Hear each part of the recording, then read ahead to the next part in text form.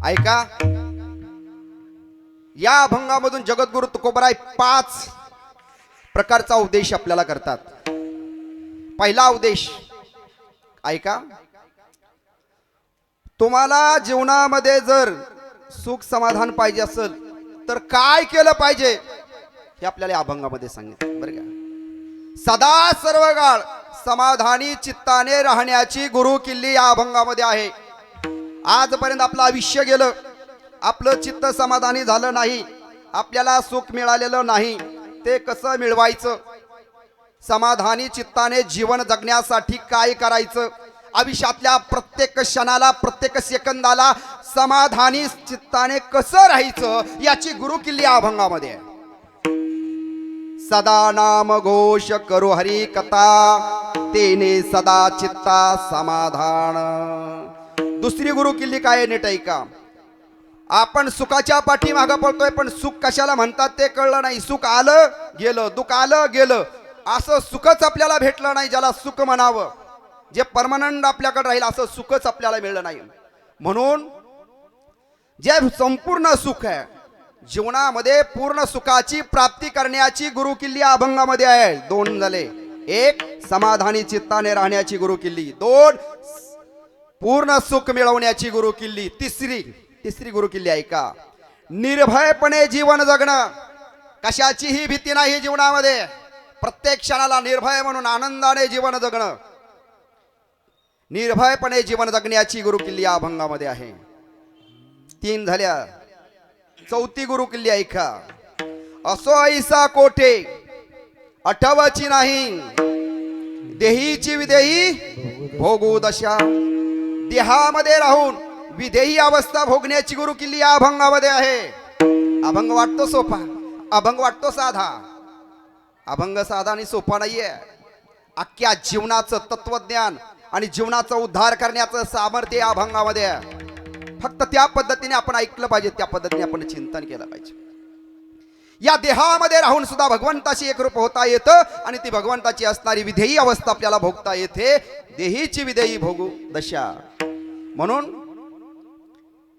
देहीची विधेयी, देहामध्ये राहून विधेयी अवस्था भोगण्याची गुरु किल्ली या अभंगामध्ये आहे. आणि शेवटची एक गुरु किल्ली आहे, सर्व प्रकारची कर्म करून सुद्धा पाप पुण्य रहित अलिप्त जीवन जगण्याची गुरु किल्ली या अभंगामध्ये. कळलं का? तुम्ही सगळी कर्म करायची, तुमच्याकडून पाप बी घडू द्या आणि पुण्य घडू द्या, तरीही त्याच्या पलीकडे जाऊन जीवन जगण्याची गुरु किल्ली या अभंगामध्ये. असा या अभंगाचा सरळ सरळ भावार्थ.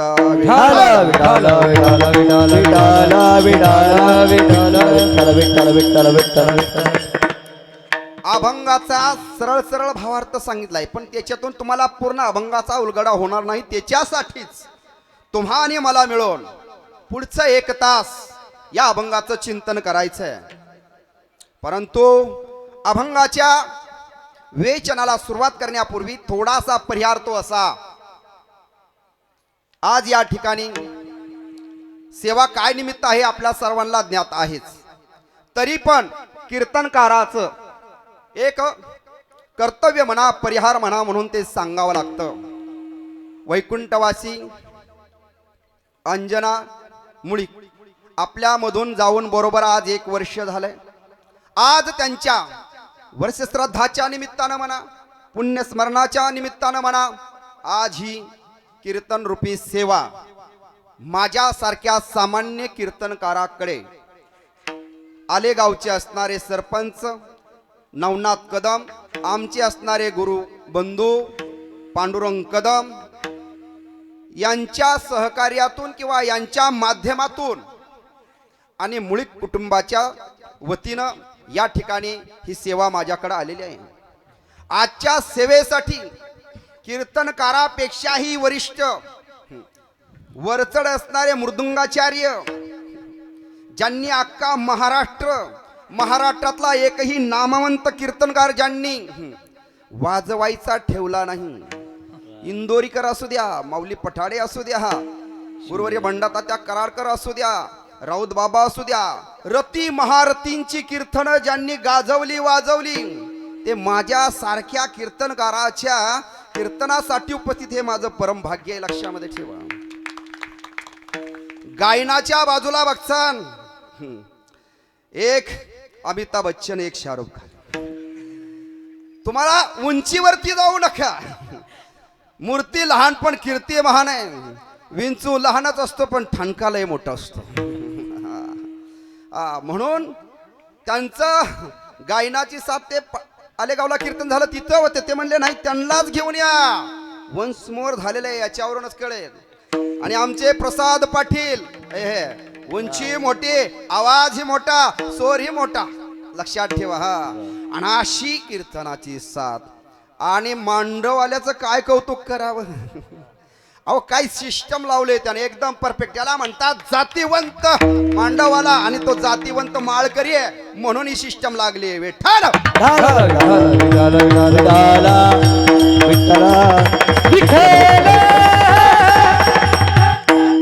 म्हणून कीर्तनासाठी उपस्थित असणारे माळकरी, टाळकरी, गायनाचार्य, मृदुंगाचार्य आणि तुम्ही सर्व सज्जन श्रोते, मायबाप या सर्वांच्या चरणावरती नतमस्तक होऊन माझ्या या कीर्तनाला सुरुवात करतो. विठ्ठल विठ्ठल विठ्ठल विठ्ठल विठ्ठल विठ्ठल विठ्ठल. काय होतं बरं का, मला अशी कीर्तनात कोणाची स्तुतीच करायची सवय नाही. काय होतं आता एवढी नावं घेतली तरी अजून ओळखीची भरपूर आहेत. आता राहिली ना त्यांची काय करणार असे. आता हे आमचे मेहुणे पुढे प्रमोद बनगर येऊन बसलेत. इकडं आमचे दुसरे हात बांधून बसलेत. माझं नाव कधी येते कधी येते. लका आपण जीवाचं जीवलग मित्र आणि माझं नावच घेतलं नाही. मी कशाला आलोय टाळ घेऊन उभा राहिलोय. हे पारवडीचे होले संदीप महाराज होले. त्यांचा फार मोठा मसाल्याचा बिझनेस आहे. संदीप होले मसालेवाले. ते बघा तुम्ही परत नंतर त्यांना विचारा सांगतील. असू द्या. आता हे सगळेच रती महारती आहे. ह्यात कुणी काय कमी नसतं. आता काय सगळ्यांची नावं घेणं शक्य नसतं आणि जेवढ्यांची शक्य तेवढ्यांची घेतली लक्षामध्ये ठेवा. कशासाठी नावं घ्यायची हो. पुन्हा यांनी तारका द्यावात म्हणून, पाकिट वाढवून द्यावात म्हणून, कशासाठी घ्यायची हाही प्रश्न आहे. पण जाऊ द्या. एका जाणकार कीर्तनकाराने मला सांगितलं की घेत जा बाबा. मी घेत नव्हतो. म्हणलं घेत जा. मी म्हणलं का. त्याला म्हणला गौरव शक्ती म्हणतात. गौरव शक्ती. कारण त्यांचा तो गौरव असतो. एवढा गोड मृदंग वाजवला त्यांचं नाव घ्यायला नको. त्यांनी जर एवढं कष्ट घेतलंय, एवढं शिकलेत आणि एवढं आपल्या समोर कला सादर, एवढं आपल्याला मंत्रमुग्ध करतायत. अरे ज्यांना पक्वाज काय माहित नाही पण त्यालाही वाटतंय पक्वाज ऐकावा. मग जाताना मी बघितलं गाडीवरती तिथं मोटरसायकलच थांबली होती त्यांचं आवाज ऐकून. ते सगळं झाल्यावरच निघून गेलं. त्यांना काय कळत नाही त्यांनी सुद्धा थांबावं. गायनाचा आवाज ऐकला तर त्यांनी सुद्धा थांबावं. अहो मग ज्यांच्याकडे कला आहे त्यांचं कौतुक केलं तर बिघडलं कुठं. बरं असू द्या. आता हे सांगायला आपण आलोय का. आपल्याला काय सांगायचंय. आपल्याला कीर्तन सांगायचं आहे का नाही. आणि तुम्हाला काय ऐकायचंय. कीर्तनच ऐकायचंय. कीर्तन हा म्हणजे संवाद असतो बरं का. कीर्तन म्हणजे काय एकट्यानंच करायचं नसतं. मी काय विचारलं तर ते तुम्ही बी सांगायचं असतं. तुम्हाला काय वाटलं तर तुम्ही पण विचारायचं असतं. पण कीर्तन झाल्यावरती मध्येच विचारू नका. काय जर प्रश्न निर्माण झाले तर. चला मी अभंगाचा सरळ सरळ तुम्हाला भावार्थ सांगितला तरी आता परत आपण अभंगाच्या विस्तृतपणे विश्लेषणाला सुरुवात करू. ऐका. सदा नाम घोष करू हरी कथा. नामस्मरण चिंतन करायला या अभंगामध्ये जगद्गुरु तुकोबराय सांगतात. त्याचे फायदे मी तुम्हाला सांगितले. काय सांगितले की सदा सर्व काळ चित्ताला त्याने समाधान मिळतं. कशाने मिळतं. जर तुम्ही सदा नाम घोष करू हरी कथा, तुम्ही सदा भगवंताचं नामस्मरण चिंतन केलं तर आहे बरं का. नाहीतर हे पुढचं काहीच मिळत नाही. पुढचं मिळवण्यासाठी पहिल्या चरणातलं हे जे अर्ध चरण आहे ना हे सगळ्यात महत्वाचं आहे. हा त्याचा गाभा, हे त्याचं वर्म आहे. हे जर बाजूला काढलं तर पुढचं काहीच होत नाही. अभंगातलं समाधान पाहिजे ना चित्ताला. तर काय करायचं. सदा नाम घोष. तुम्ही म्हणताल सदा नाम घोष कशा करायचा. सारखीचे पक्वाजे बोलवायचे, हे गाणारे बोलवायचे आणि वरडत बसायचं का. मग सदा नाम घोष कसा. तर ऐका. भगवंताचं नामस्मरण दोन प्रकारे केलं जातं. पहिली जी पद्धत आहे ते एकांतामध्ये बसून, एकट्यानं बसून, माळावरती म्हणा, मुखानं म्हणा, मनानं म्हणा, चित्तानं म्हणा, भगवंताला स्मरण, भगवंताचं नामस्मरण चिंतन केलं जातं. त्याला नामस्मरण म्हणतात. आणि नामघोष हा जो प्रकार आहे हा कीर्तनामध्ये, हा भजनामध्ये, हा वारीमध्ये जो चालतो ना त्याला नामघोष म्हणतात. जिथं सर्व भजनी, टाळकरी, विनेकरी, पकवाज हे सगळे म्हणणारे गाणारे एकत्र येऊन जो घोष केला जातो त्याला नामघोष म्हणतात. लक्षात आलं का? मग सदा नाम करा, नामाचा घोष करा किंवा भगवंताची कथा करा, भगवंताची कथा ऐका. आणि ह्याच्यामध्ये जर आपलं जर वेळ गेला आणि हे जर सतत केलं, तुम्ही म्हणताल मग महाराज काम धंदा करायचा नाही का, संसार करायचा नाही का, सोडून द्यायचा का? तुम्ही म्हणताय सदा नाम घोष करो हरी कथा, सतत भगवंताचं नामस्मरण चिंतनच करायचं का? हो ना, सततच करायचं. संसार करायचा नाही, करायचा ना. संसार तुम्हाला सोडायला सांगितलायच कुणी? अय, संसाराचा आणि या चिंतनाचा काही संबंध आहे का? कसा नाही ते तुम्हाला सांगतो. संसार जो विषय आहे हा विषय आहे शरीराचा. शरीरानं कितीही संसार करा, मुखानं भगवंताचं नामस्मरण कर, काय अडचण आहे? काय अडचण आहे? स्वयंपाक करताना मग नुसता स्वयंपाकच करता का बडबड बी करता? म्हणजे स्वयंपाक करत असताना तुम्हाला दुसरं बडबड करता येतं, धुनी धुताना दुसऱ्याची तोंडाने पण धुनी धुता येतात. पहिल्या बाया पानवट्यावरती जायच्या धुणं धुयाला, अख्ख्या गावाचं धुणं धुवायच्या तिथं, घरनं आपलंच आणलेलं असायचं बादली भरून. पण हे अशी ती तशी ती असा आमका हे धुणं धुयाला येतंय, मग नामस्मरणच करायला येत नाही का? कुठं सांगितलं काम सोडून? कामामध्ये काम काही मना राम राम, काही मना राम राम, काही मना राम राम. कामामध्ये काम काही मना राम राम, काही मना राम राम, काही मना राम राम. कामामध्ये काम काही मना राम राम, काही मना राम राम, काही मना राम राम. हो कामामध्ये काम काही मना राम राम, काही मना राम राम, हो काही मना राम राम, राम राम राम हो राम राम. कोणतंही काम सोडून तुम्हाला नामस्मरण करायची गरज नाही. कामामध्ये काम काही म्हणा राम राम, जाईल भवश्रम हो सुख होईल दुःखाचे. अहो तुमच्यामध्ये जीवनामध्ये जेवढं दुःख आहे त्या दुःखाचं रूपांतर सुखामध्ये करण्याचं सामर्थ्य या नामस्मरणामध्ये आहे. तुम्ही जीवनातलं कुठलंही काम करत असू द्या, त्या कामाचा त्रासच तुम्हाला जाणवणार नाही जर मुखामध्ये नाम असेल तर. किती कष्टाचं काम असू द्या, तुम्हाला शारीरिक ताण जाणवणार नाही, तुम्हाला मानसिक ताण जाणवणार नाही. 2 बादल्या धुणं काय 4 बादल्या धुणं धुतलं तरी कधी धुतलं कळणार नाही. तुम्हाला वाटलं देवच धुणं गेला का काय. पण तुम्ही तसं नाही म्हणत. मेला मुडदा कुठं मळवून येतो, असल्या जिनच्या पोताड्यावनी पॅन्टी पहिल्या नव्हत्या बाया, मनगाठानं मनगाठ गेली असं म्हणत धुणं धुतलं तर धुणं उरकत नाही, सुख मिळत नाही, समाधान मिळत नाही आणि चिंतन पण होत नाही. लक्षामध्ये ठेवा. हो, संसारी असावे आणि असोनी नसावे, आहे का नाही? किंवा पहिला हरिपाठाच्या पहिल्या अभंगामध्ये जगद्गुरु ज्ञानोबराय सांगतात, काय सांगतात? असोनी संसारी. अरे ज्या ज्ञानोबरायांनी संसार केला नाही ते ज्ञानोबराय तुम्हाला सांगतात, तुम्ही संसारातच मरा आणि मरतानाच नामस्मरण करा, नका ना सोडू संसार. तुम्हाला वाटतंय संसार सोडून, नाही सोडायचा संसार. कोणतंही काम. अरे इथं येत आहे ना, येताना रस्त्याला काय करत आला? भगवंताचं नामस्मरण करत आला तरी इथं पोहोचलाच असता. दुसरं काहीतरी संसाराचं चिंतन करत आला तरी इथं पोहोचलाच असता. पण नामस्मरण चिंतन करत इथपर्यंत आला असता तर फायदा किती झाला असता. ऐका बरं का, तुम्हाला एक फार मोठी गोष्ट सांगून जातो. ती गोष्ट अशी आहे, भगवंताचं नामस्मरण चिंतन केल्यानंतर काय होतं? देव भेटतो का? तुम्ही मला विचारा ना, देव भेटतो का? याचं उत्तर काय असेल? मी सांगेल, भगवंताचं नामस्मरण चिंतन केल्यानंतर देव भेटेलच याची गॅरंटी नाही. नीट ऐका, भगवंताचं नामस्मरण चिंतन केल्यानंतर देव भेटेलच याची गॅरंटी नाही. पण भगवंताचं नामस्मरण चिंतन केल्यानंतर तुम्ही देवच व्हाल याची गॅरंटी. विठ्ठल विठाला विठाला विठाला आता म्हणसाल तुम्ही कसं?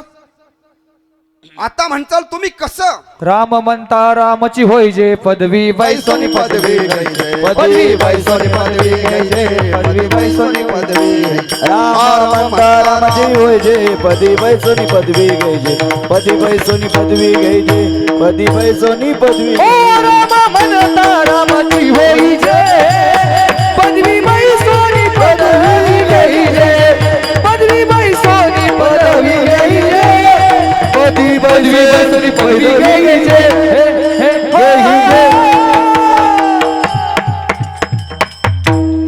काय सांगितलं तुकोबाराईने? राम म्हणता रामची होई जे.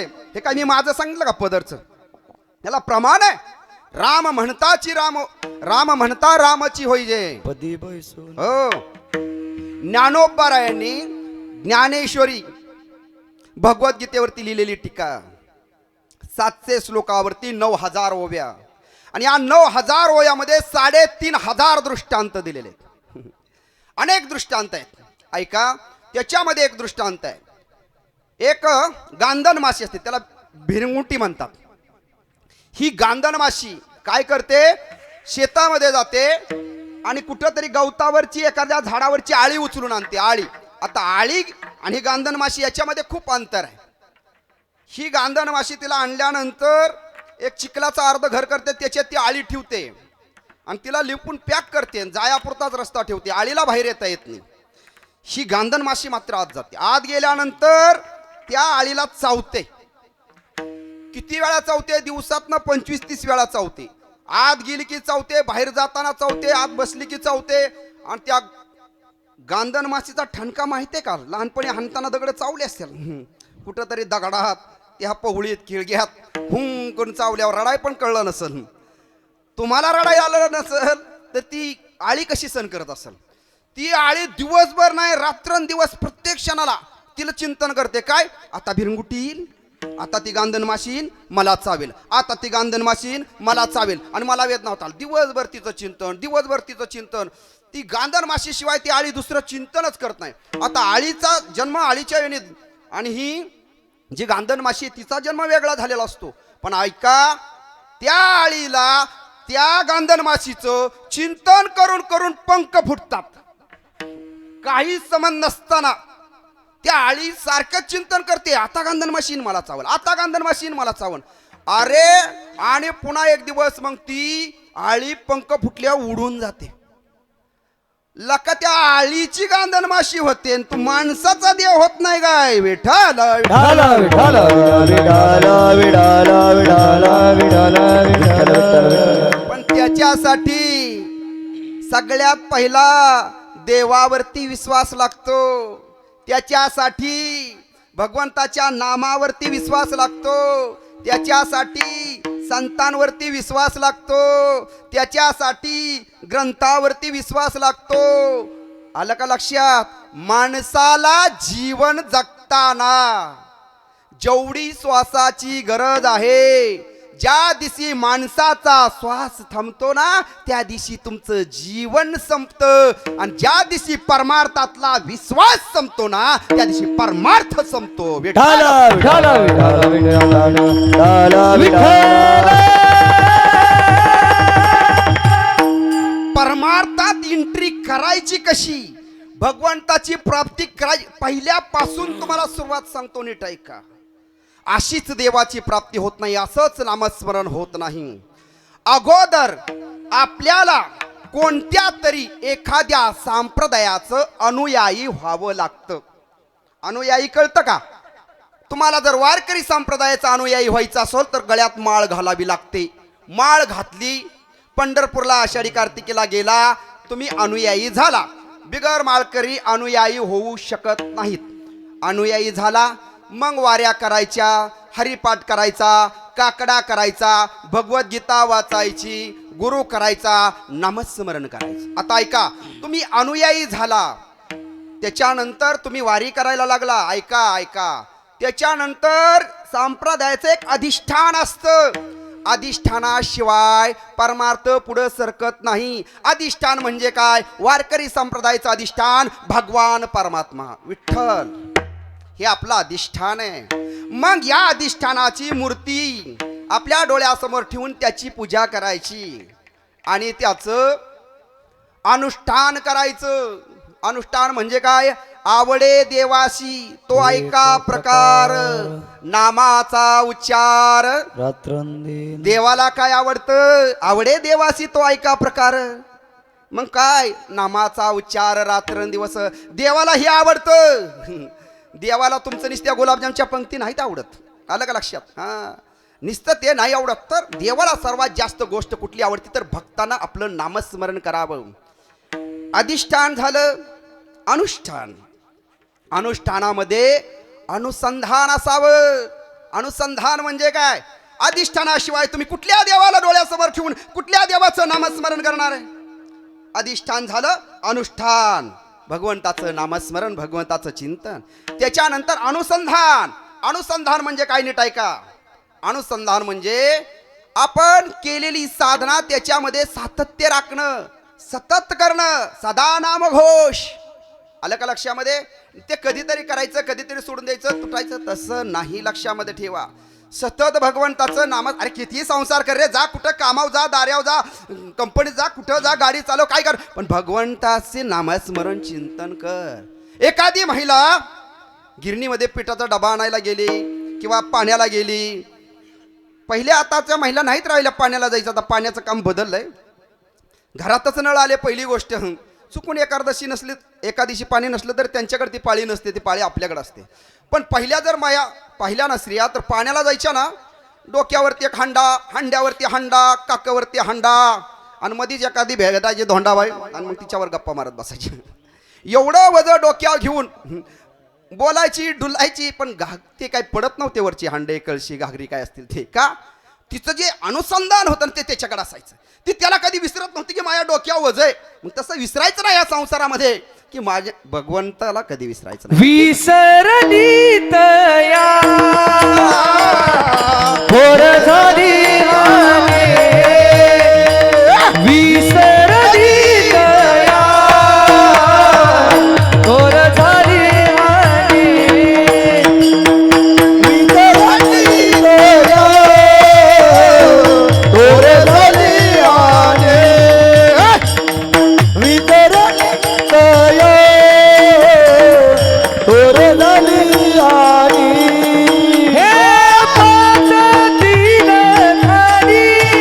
हे पचतील खाणी चौऱ्याशीच्या विसरली तया थोर झाली हानी. हे विसरली तया थोर झाली हानी. हानी. हानी. विसरली तया थोर झाली हानी. भगवंताला विसरल्यामुळे ही आपली सगळी हानी झाली. लक्षामध्ये ठेवा. हा, म्हणून मी काय सांगतो, गोड विषय चालला होता. अधिष्ठान, अनुष्ठान, अनुसंधान. आणि याच्या पुढं चौथ्या स्टेपमध्ये आपण जातो, त्याला म्हणतात अनुराग. अनुराग म्हणजे नीट काय ते ऐका. आपला देव फिक्स झाला, कुठलाही असेल, तुम्ही कुठल्या संप्रदायामध्ये गेला तर देव फिक्स पाहिजे, त्याला अधिष्ठान म्हणतात. त्याच्यानंतर अनुष्ठान, त्याचं नामस्मरण चिंतन. अनुसंधान, सतत नामस्मरण, सतत चिंतन. त्याच्यानंतर अनुराग. आता अनुराग म्हणजे काय? मी जी साधना करतोय, मी जे भगवंताचं नामस्मरण करतोय, मी जे भगवंताचं चिंतन करतोय, त्याच्यामध्ये मला आनंद निर्माण होणं, उत्तर जात असताना, पुढं जात असताना मला त्याचं प्रेम निर्माण होणं, आणि आनंदानं प्रेमानं ते मी करणं. जर मला त्याच्यामध्ये माझ्या प्रेमाची वाढ होत नसेल ना, तर मी काय, मग काय मशीन आहे का? या टेपला पण लागतं ना नामस्मरण, मग टेपचा का उद्धार होत नाही? त्याच्यामध्ये प्रेम कुठं आहे? त्याच्यामध्ये हृदय कुठं आहे? आलं का लक्षात? आम्ही हाजरीत लावल्यावर कीर्तन करायची, आम्हाला काय पाकिट मिळणार म्हणून कीर्तन करायची. तुमचा उद्धार होऊ नाही तर नाही होऊ, आमचा होऊ नाही तर नाही होऊ, तसं नाही चालत. लक्षात ठेवा. हे आम्ही अनुभवावं लागतं. आम्ही अनुभवलंय म्हणून सांगतो. हे असंच नाही कुणीही काही सांगत. आजकाल कीर्तन भरकटत चाललेत. तुम्हाला फक्त सासू सणाच्या गप्पा, बेवड्याच्या गप्पा, गुटक्याच्या गप्पा, एवढं हे खे खे झालं कीर्तन. हा, एवढं नाही आहे. लक्षामध्ये ठेवा. काय सांगितलं मी तुम्हाला? अनुराग. आणि या अनुरागानंतर शेवट काय होत आहे का? अजून एक शेवटची स्टेप आहे याच्यामध्ये भक्ताची. ज्यावेळेस एवढ्या सगळ्या प्रोसेस मधून आम्ही भक्तीमधून जातो त्यावेळेस शेवटी आम्हाला येतो तो अनुभव. अरे गाथा कशी निर्माण झाली? माझ्या तुकोबरायांनी एकनाथी भागवताची, एकनाथ महाराजांनी लिहिलेल्या रामायणाची, एका एका ग्रंथाची 1,000 पारायणं केली. आणि त्या पारायणातून चिंतनातून जो त्यांना अनुभव आला तो त्यांनी गाथ्यामध्ये लिहिलाय. गाथा असंच नाही निर्माण होत, तो संतांचा अनुभव आहे. आणि एवढ्या सगळ्या प्रोसेस मधनं गेल्यानंतर तो अनुभव येत असतो. एवढं भगवंताचं नामस्मरण चिंतन साधना केल्यानंतर तो अनुभव येत असतो. असंच नाही येत उठलं की नाम घेणार, काय करणार, पण घेणार पण कुठे आहे? तुझं अधिष्ठान काय आहे? तुझं अनुसंधान काय आहे? तुझा अनुराग काय आहे? किती वाढलाय? कधीतरी आत्मपरीक्षण करणं, मी कुठल्या अवस्थेमध्ये आहे? नामस्मरण कसं असतं? नामस्मरणाची ताकद काय असते सांगून जाईल तुम्हाला. यज्ञवैलक्य नावाचे ऋषीमुनी होऊन गेले. आणि हे ऋषीमुनी जनक राजाच्या दरबारामध्ये भागवत कथा सांगत होते. पण जोपर्यंत जनक राजा येत नव्हता तोपर्यंत ते कथा सुरू करत नव्हते. जनक राजा कोण? ओय खाली बसलेले जनक राजा कोण? औ रामाचा सासरा. बरोबर आहे. जनक राजा म्हणजे रामाचा सासरा आणि सीते मातेचे वडील. हा बरोबर आहे ना? हा, हे अनुभवी माणसं अशी लागतात त्यासाठी. हसले म्हणजे बरोबर आहे. लईच मोठ्याने हसलं तर मग चुकलं असतं. पण मापात हसल्यामुळे हे बरोबर आहे. बरोबर आहे ना महाराज? आ जनक राजा सीता मातेचे वडीलच आहेत ना? मग रामाचे सासरेच झाले ना? का काय चुकलं माझं? नाही चुकलं तर सांगत जावा. कारण तुम्ही आम्ही खेळीमेळी गदारोळी कीर्तन हे दोघांनी करायचं असतं.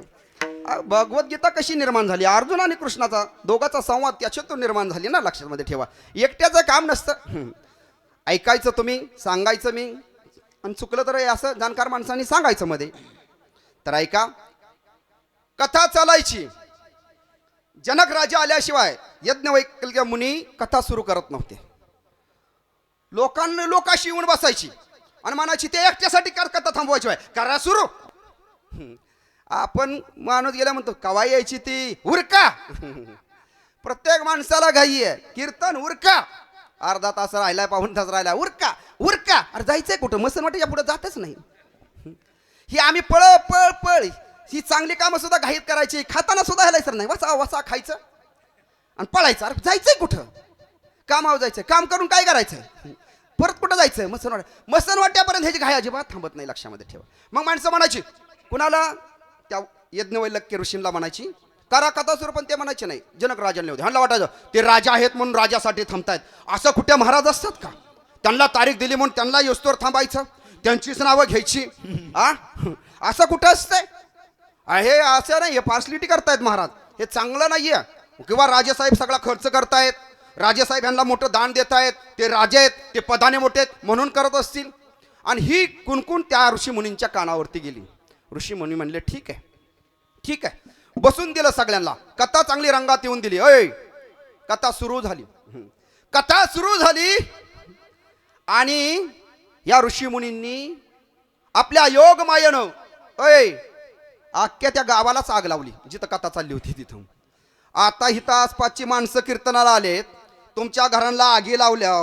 तुम्ही इथं कीर्तन ऐकसान का? म्हणताना आग लागू दे त्या महाराजांना कीर्तनाला. आपलं घर वाचवा, आपली भांडी वाचवा, आपली पोरं वाचवा, आपलं सामान वाचवा. सगळं पळचाल का थांबचाल? खरं सांगा. तशी ती थांबलीच नाहीत ना. गेली आपापली माणसं सगळी ती घर युजवायला निघून गेली. राजा एकटाच राहिला. जनक राजा कथा ऐकतोय आणि हे आपले कथा सांगण्यात आणि ऐकण्यात दोघंच मग्न आहेत. ह्यांचं काय लक्ष नाहीये दोघांचं पण. तिकडं काय झालंय काय झालंय काय का होय ना काय करायचंय. तुमचं बी लक्ष इकडे द्या. त्याचं बी लक्ष नाही, तुमचं बी लक्ष नाही, मग माझं बी नाही लक्ष लागायचं. आलं का लक्षात? तुमच्या लक्षावर माझं लक्ष आहे आणि माझ्या लक्षावर तुमचं लक्ष असू द्या. तर ऐका, तर आग लागत लागत आली मांडवात. आता तुम्ही म्हणसाल घराला ठीक होती. राजवाड्याला आग लागली, राणीच्या महालाला आग लागली, राणी जळली. अति माणसाला पळत पळत अहो राजेसाहेब उठा की, तुमचं घर जळालं. अहो राणी महल जळाला, राणी जळाली, पळा. काय करायचं? गपत शांतच बसून. बरं जळू द्या. ते जळत जळत आलं. मांडवाला आग लागली. खालच्या चटया पेटल्या. राजाची मांडी पेटली तरी कथा ऐकतोयस एक जणाला अरे म्हटलं तुझी मांडी पेटली, धोतर पेटलं, मांडी जाळायला लागली. तुम्ही थांब चालू मांडी अरे तिकडं लागली आग तरी इथं थांबायचो नाही आम्ही. तर पंपाव लागली तरी मंडपात पळून जाऊ आम्ही. ऐका, राजा म्हटला जेव्हा मांडी लागली त्याला जागा केलं सांगितलं अरे मांडी जळायला लागले. अरे म्हणला जळणार आहे ते मी नाहीच आहे, जळतय ते मी नाहीच आहे आणि नाही जळत ते मी आहे. कळतंय का? जे जळणार आहे, जे जळतय ते मी नाहीच आहे आणि जे जळत नाही ते मी आहे.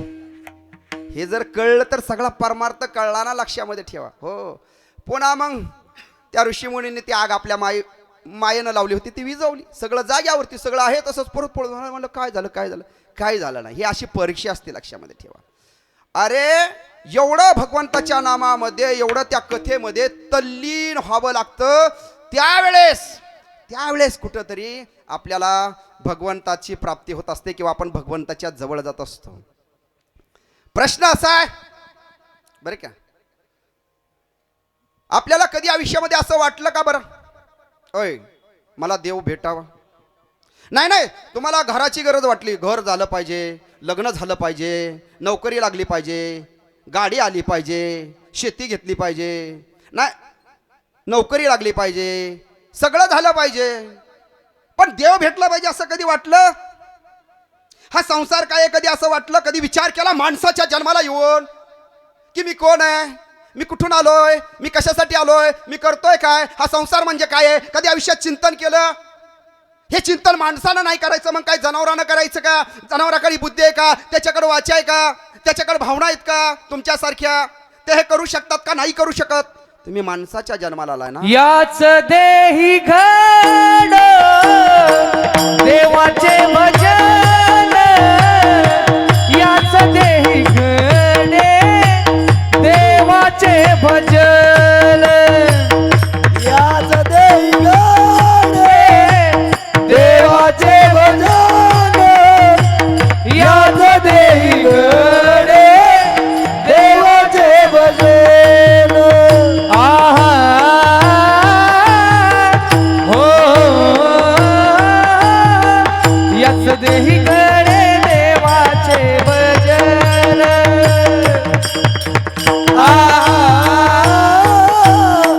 हो याच देही घडे देवाचे भजन. हरि कहे ज्ञान नाही कोठे, हरि कहे ज्ञान नाही कोठे. याच देही घड देवाचे भजन, याच देही घड देवाचे भजन.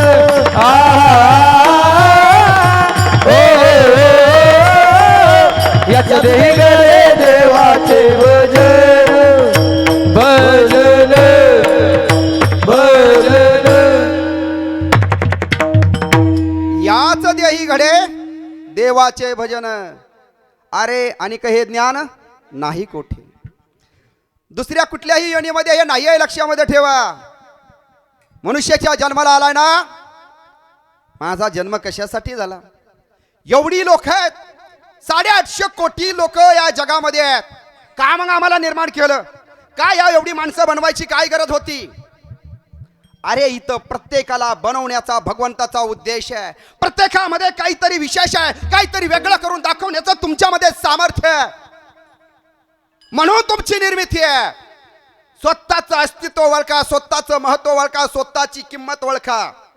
संत तुमच्यावर कृपा करतील, देव तुमच्यावर कृपा करेल, शास्त्र तुमच्यावर कृपा करेल, ही गोष्ट वेगळी आहे. पण जोपर्यंत तुम्ही तुमच्यावर कृपा करणार नाही, आपुली आपण करा सोडवण हो, किंवा तुझं हे तुझं पासी परी परी तुझा तुझा गा गा चुकला चुकला. असे. हे का म्हटलंय? कारण जोपर्यंत तू तुझ्यावर तुझी कृपा होणार नाही, जोपर्यंत तू तुझ्यातलं सामर्थ्य ओळखणार नाही, तोपर्यंत तू या जीवनामध्ये काही प्राप्त करू शकणार नाही. तुम्ही जे प्राप्त केलं ते काय ते मी तुम्हाला सांगेल, आणि काय प्राप्त करायचंय तेही तुम्हाला सांगेल. तुम्हाला वाटतं की माणसाचं जीवन जगण्यासाठी अन्न वस्त्र निवारा या गोष्टी आवश्यक आहेत, हे जगण्यासाठी आवश्यक आहे, मान्य आहे मला, पण सुखासाठी नाही, समाधानासाठी नाही, जीवनाचं सार्थक करण्यासाठी या गोष्टींची आवश्यकता नाही, जगण्यासाठी आहे. आणि संसार हे जगण्याचं साधन आहे. संसार हे जगण्याचं साधन आहे आणि या साधनाचा उपयोग करून भगवंताची प्राप्ती करणं माणसाच्या जीवनाचं साध्य आहे. पण तुम्ही साध्याला साधन मानून बसलात. जन्माला आलो संसार करायचा, चांगली नोकरी करायची, एक बंगला बांधायचा, 2 मुलांना जन्म द्यायचा, झालं माझ्या जन्माचं सार्थक. ती चिमणी घरट बांधते, त्याच्यात पिल्लांना 2 अंडी घालते, पिल्लांना जन्म देते, लहानाचं मोठं करते. तिने घर बांधलं, 2 मुलाला जन्म दिला, लहानाचं मोठं केलं. या पशु पक्षापेक्षा वेगळं तुम्ही काय केलं? काय केलं वेगळं? तिने बी घर बांधलं, तिनेही पिल्लांना जन्म दिला, तिने लहानाचं मोठं केलं. तुम्ही 2 मुलांना जन्म, लहानाचं मोठं केलं. काय केलं वेगळं? कुत्री मांजर 8-8, 9-9 पिल्लांना जन्म देतात, लहानाचं मोठं करतात. गुरुवर येतात, त्या सांगतात, तात्या म्हणजे वंडा तात्या कराडकर. आणि तू कुठे 2 पिलाला जन्म दिला म्हणून छाताड बनवून येतो. तिनं किती छाताड बनवून घ्यावा? कोंबडी तर 5-50 पिलाला जन्म देते. तू 2 पिलाचं कुठं कौतुक करत बसला? ह्याच्यासाठी तुझा जन्म आहे. अन्न वस्त्र निवारा यातल्या कुठल्या गोष्टी संतांकडे होत्या? ज्ञानोबरायांकडे काय होतं? बंगला होता, महाल होता, शेती होती, अंगावरती वस्त्र होती, खायला अन्न होतं. काय होतं? अन्न होतं, वस्त्र होतं, निवारा होता, काहीच नव्हता. अरे माझे माऊली भिक्षा मागण्यासाठी आळंदीत गेले तर त्यांना गावामध्ये ग्रामबंदी होती, गावामध्ये येऊन दिलं जात नव्हतं, चोरून गेले. एखाद्या माईला दया आली तर तिनं चुकून पीठ टाकलं, ते एखादा भट्ट यायचा, ते झोळी फाडायचा, पीठ इसकुटून द्यायचा, पुन्हा विचलू घेऊ नये म्हणून पायानं मातीत मिसळायचा. कुठं अन्न होतं? अरे पण त्यांच्या एवढं सुख, त्यांच्या एवढं ज्ञान, त्यांची एवढी कीर्ती कुठं कुणाची जगामध्ये आहे? नाही. का? त्यांनी वर्म जाणलं, त्यांनी वर्म सोडलं नाही. हे अन्न वस्त्र निवाऱ्याची कधी विचार केला नाही. आणि जो विचार करत नाही त्याचा विचार भगवान परमात्मा करतो. लक्षामध्ये ठेवा. तुम्ही म्हणता करू नका, करा ना, पण ते करत असताना हेही करा ना. कामामध्ये काम. तुकोबरायांकडे काय होतं? ऐका, सांगतात त्यांच्याकडे 400 एकर जमीन होती, त्यांच्याकडे सावकारकी होती, त्यांच्याकडे किराणा दुकान होतं. पण 1629-30 सालीत भयंकर दुष्काळ पडला 2-3 वर्ष. दुष्काळी आटला, मान गेला, प्रतिष्ठा गेली, एक स्त्री अन्न करता मेली. एवढी बेकार परिस्थिती झाली माझ्या तुकोबरायांची. का झाली? अन्न सांगतोय. एवढं अन्न होतं, कोठार भरलेली होती तुकोबरायांची धान्याची, वाटून टाकली सगळी दुष्काळात, पहिल्याच दुष्काळात. अरे माझी जनता उपाशी मारायला लागली, काय करायचंय? पण लोकांना म्हणलं न्या, वाटलं नाही तुम्हाला जायतात तेवढं ना. लोक घुसली, घरामध्ये घुसली. आता लोकांनी विचार केला नाही महाराजांना एखादं पोतं, एखादी पायली ठेवा, काहीच ठेवलं नाही, सगळंच लुटून नेलं. असे आपण सगळंच नेलं, काहीच राहिलं नाही त्यांच्यासाठी खायला. घरामध्ये त्यांनाच अन्न राहिलं नाही, पुढच्या वर्षी काही पिकलंच नाही आणि त्यांची परिस्थिती एकदम बेकार झाली. आता सावकारकीचा धंदा कोण देणार आहे? पैसे टाकल्या वह्या बुडवून, नकोच. गोरगुरुबाबाचे पैसे नको, तळतळाट नको, सगळ्या वह्या इंद्रायणीच्या ढोवामध्ये बुडवून टाकल्या. एवढी भयान परिस्थिती. आणि मग ते तुकोबर आहे, आनंदाचे डोहे, आनंदाचे तरंग, आनंदाचे डोही, आनंदाचे तरंग. आनंदाच्या डोहामध्ये तरंगतात, आनंदामध्ये आनंदाने राहतात. आणि आम्हाला आनंदच मिळत नाही, आम्हाला सुखच मिळत नाही, आम्हाला समाधानच मिळत नाही. आणि आम्ही म्हणतो आम्हाला अन्न पाहिजे, खायला अन्न पाहिजे, राहायला निवारा पाहिजे. निवारा काय? निवारा होता त्यांच्याकडं, पण चुलीवरती हराळी आणि घर चंद्रमौळी असं त्यांचं उल्लेख आलाय. चुलीवरती हराळी कधी उगवते? चूल नाही पिटली ना 10-15 दिवस, मग हराळी उगवायची. पहिल्या चुली होती, आता गॅस आला, त्यामुळे चुली कळतात का नाही कोणास ठाऊक काही दिवसांनी. आताच्या महिलांना कळतील, आताच्या आहेत म्हणून आता चुली कळतील, डोक्यावले पदूर कळतील, कपाळावलं कुंकू कळल, नाकातली नथ कळल. काय दिसानं कुंकू? कसलं कुंकू? हे बघा, या फोटोमध्ये बघा, कपाळाला कुंकू आहे, नाकामध्ये नथ आहे, डोक्यावरती पदर आहे. हे भारतीय संस्कृतीचं प्रतीक आहे. असं जीवन जगावं लागतं. तवा असे पुण्यस्मरणाचे कार्यक्रम होत असतात. ते त्यांच्या सगळ्या पुण्याईने हे सगळं इथं घडून आलं. हे असंच नाही घडून आलं. मला एक जणांनी विचारलं, महाराज हे लोक म्हणले पहिल्या महिला डोक्यावरती पदर घ्यायच्या, आता का घेत नाहीत? म्हणलं त्यांच्या साडीला पदर बी असतात, नाहीतर पदर तरी नको, म्हणून बिगर पदराची साडी तरी काढा म्हणले.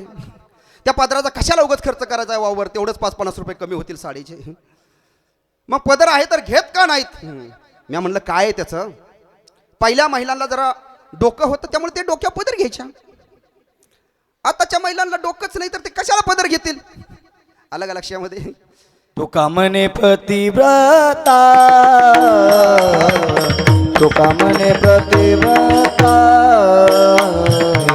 तुका म्हणे प्रतिव्रता तुका म्हणे प्रतिव्रता तिची देवावरी सत्ता तिची देवावरी सत्ता तुका म्हणे प्रतिव्रता तुका म्हणे प्रतिव्रता तुका म्हणे प्रतिव्रता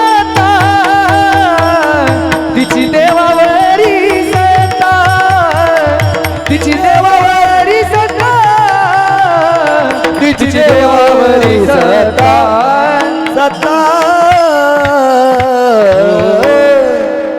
तुका म्हणे पतिव्रता आणि त्याची तिची देवावरती. आता पतिवर्ता बी नाही आणि पतिवर्ता बी नाही. याकरता वर्ता कसा तयार व्हायना तेच मला कळा नाही. प्रत्येक वर्त्याला वाटतं मला पतिवर्ता मिळावी, मला सीतेसारखी सुंदर बायको मिळावी, पण तू राम झाला तर मिळेल ना.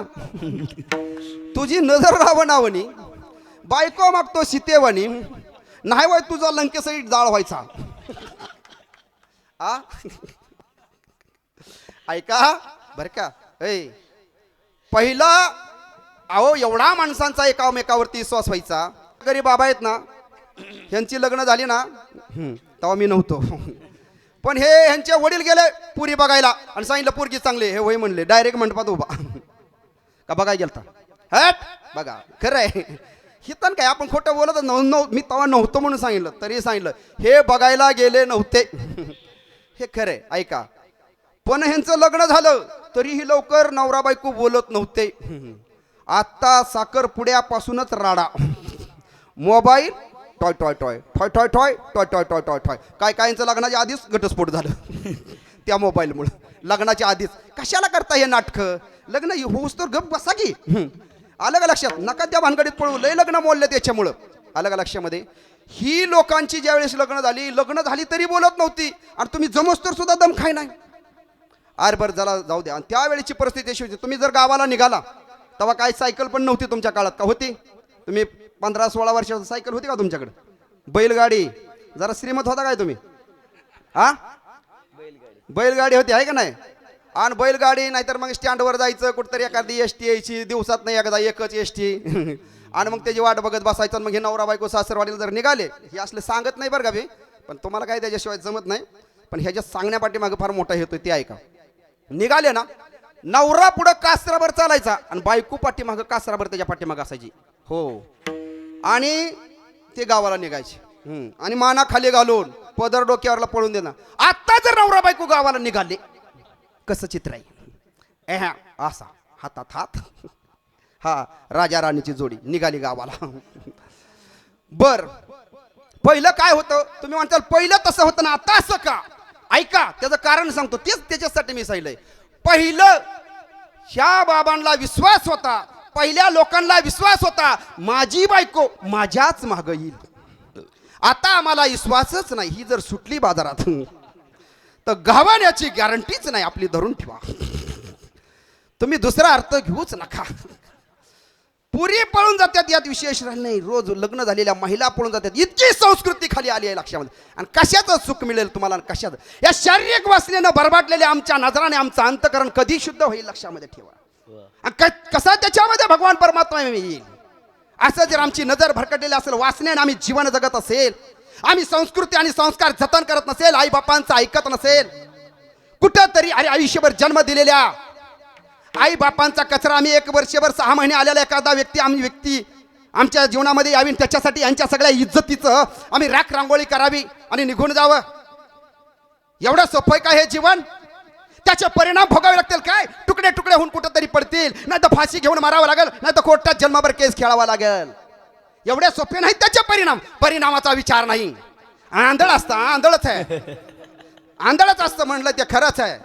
मग ह्या आंधळाचे डोळे उघडतात ना तेव्हा काही दिसत नाही, तेव्हा डोळं होतं तेव्हा बघितलं नाही. आणि आता अंधार झाला सगळ्या जेवणाची राख रांगोळी झाली लक्षामध्ये ठेवा. हो गरज आहे संस्कार आणि संस्कृती जतन करण्याची लक्षामध्ये ठेवा. धर्म रक्षिती रक्षिता, जो धर्माचं रक्षण करतो ना, धर्म त्याचं रक्षण करतो आणि धर्माचं रक्षण संस्कृतीमधून होतं लक्षामध्ये ठेवा. आई बापांची सेवा धर्माचं रक्षण आहे, भगवंताची सेवा धर्माचं रक्षण आहे. लका आता काय झालं ऐका ना, आमच्या आई साहेब कशाने गेल्या हो? कशाने गेल्या? अटॅकने गेल्या, हे का नाही? अटॅकचं प्रमाण वाढलंय का?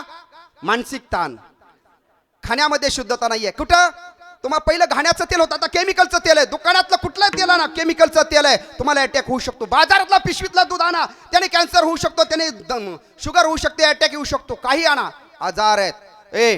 हा विषय कीर्तनाचा नाही पण अतिशय जीवाचा आहे. आणि निघाला म्हणून सांगतो, मला इकडे यायचंच नव्हतं, माझं चिंतन गोड आहे आणि हे चिंतन मी 4 तास करू शकतो, तरी हे चिंतन संपत नाही. इतकं गोड चिंतन आहे या अभंगाचा. अभंग माझ्या आवडीचा आहे म्हणून जाणून बुजून घेतलं, लक्षामध्ये ठेवा.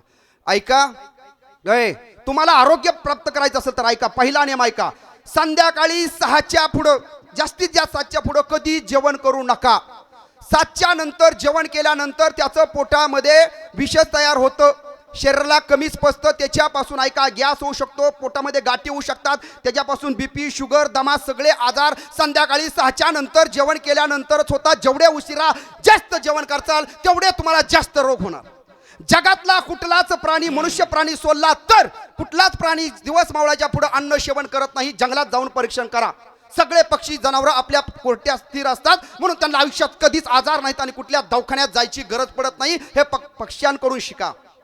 आता केल्या चुका तर अत्तर टाका. मी याच्यावरती 1 तास बोलू शकतो की माणसाचं आरोग्य कसं असावं, घरामध्ये भांडी कुठली असावी, जेवण कसं असावं, पाणी कसं प्यावं, झोपावं कसं, हे सगळं चिंतन आहे. पण ते सांगण्यासाठी आता आपल्याकडे वेळ नाही आहे, कारण घड्याळ एवढं जोरात पळतं की माझं लक्ष घड्याळाकडे पण आहे. तर ऐका, फक्त एकच तुम्हाला सांगेन आरोग्याची गुरुकिल्ली अजून एक की, आणि स्लाइड जे असतं म्हणजे काय, काकडी, टोमॅटो, तुम्ही जे बीट वगैरे गाजर खाताना कधी जेवताना मध्ये खायचं नाही. जेवायच्या अगोदरच हे खाऊन घ्यायचं. ते मध्ये जर चावून खाल्लं तर 100% गॅस झाला, 100% ऍसिडिटी झाली म्हणून समजायचं. ते आधी खायचं, नंतर जेवायचं. लगेच जेवा, काही फरक पडत नाही. ऐका, आता सगळ्यात महत्त्वाची गोष्ट, मला काही वेळ नाही पण एक सांगतो की तुम्ही 2-2, 3-3 लसी घेतलेल्या आहेत कोरोनाच्या, आणि याच्यामुळे अटॅकचं प्रमाण वाढलंय. 10-12 वर्षाच्या माणसापासून कुठल्याही माणसाला कधीही अटॅक होतोय. याच्यातून सुटण्याचा उपाय सुद्धा आमच्याकडे आहे. आमच्याकडे आहे म्हणजे आमच्या आयुर्वेद शास्त्राकडे आहे, आणि तो शास्त्रामध्ये सांगितलेला आहे. त्यांना अगोदरच माहिती होतं ही असली परिस्थिती पुढे होणार आहे म्हणून. तुम्हाला सांगून जातो त्याच्यावरचा उपाय काय. तुम्ही 1 लस घेतली असेल, 2 लसी घेतली असेल, 3 लसी घेतल्या असतील, आणि तुम्हाला वाटत असेल की मला अटॅक येऊ नये, तर काय करायचं तुम्हाला सांगतो. खात्रीशीर उपाय आहे, फुकटचा उपाय आहे, सगळी करू शकतात, सगळ्यांना उपलब्ध आहे, काहीच नाही. हो का, माझ्या डोळ्याच्या समोर हिरवगार लिंबाचं झाड आहे, इतकं हिरवगार आहे, त्याच्यावर कुठला रोग सुद्धा नाहीये. त्या लिंबाच्या झाडाची पानं रोज सकाळी आमुषापोटी, आपलं वजन 50 किलो असेल तर 5, 70 किलो असेल तर 7, 60 किलो असेल तर 6, वजनाच्या 10 किलोला 1 पान प्रमाणे रोज सकाळी उठल्यानंतर आमुषापोटी तेवढी पानं चावून खायची, 1 ग्लास पाणी प्यायचं. अटॅक आला तर मला येऊन भेटायचं, सगळा खर्च माझा.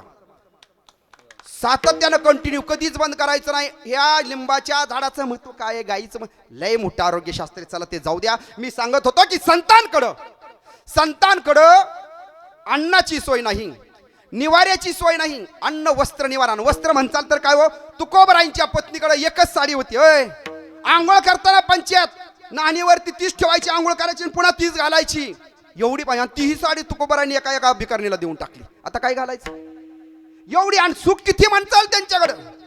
हा, सुखाचे शेजारी पहुडे न म्हणतात, सुखाच्या शेजेवरती आम्ही झोपतो म्हणतात तुकोबराय. आनंदाचे लाडू खातो म्हणतात, तुका म्हणे सुखाचे लाडू खातो म्हणतात आम्ही. आणि तुम्ही मात्र एवढं सगळं असून बंगला, गादी, टीव्ही, गाडी, मुलं बाळ, डायबिटीज, बीपी, शुगर, कसं सुख मिळेल, कसं सुख मिळेल, लक्षामध्ये ठेवा. हे संतांकडे काहीच नव्हतं. मग संत सुखी काय, असं संतांकडे काय होतं ज्यानं संत सुखी झाले. अभंगाचं पहिलं चरण. सदा नाम घोष, सदा नाम घोष करो हरे कथा, सदा नाम घोष करो हरे कथा, सदा नाम घोष करो हरी, सदा नाम घोष करो सदा नाम घोष करो हरे कथा, सदा नाम घोष करो हरे कथा, सदा नाम घोष करू हरी कथा सदा नाम घोष करू हरी कथा तेने सदा चित्ता समाधान समाधान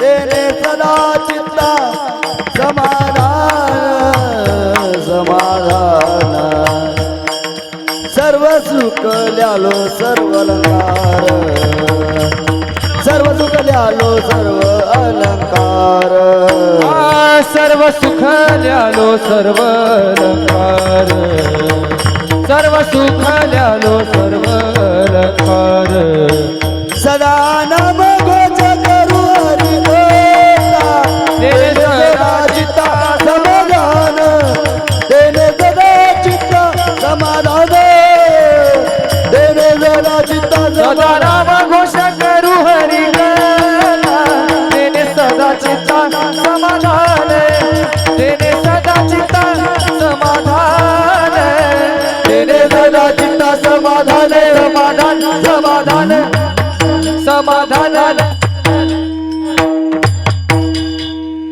कळलं का संतांकडे काय होतं?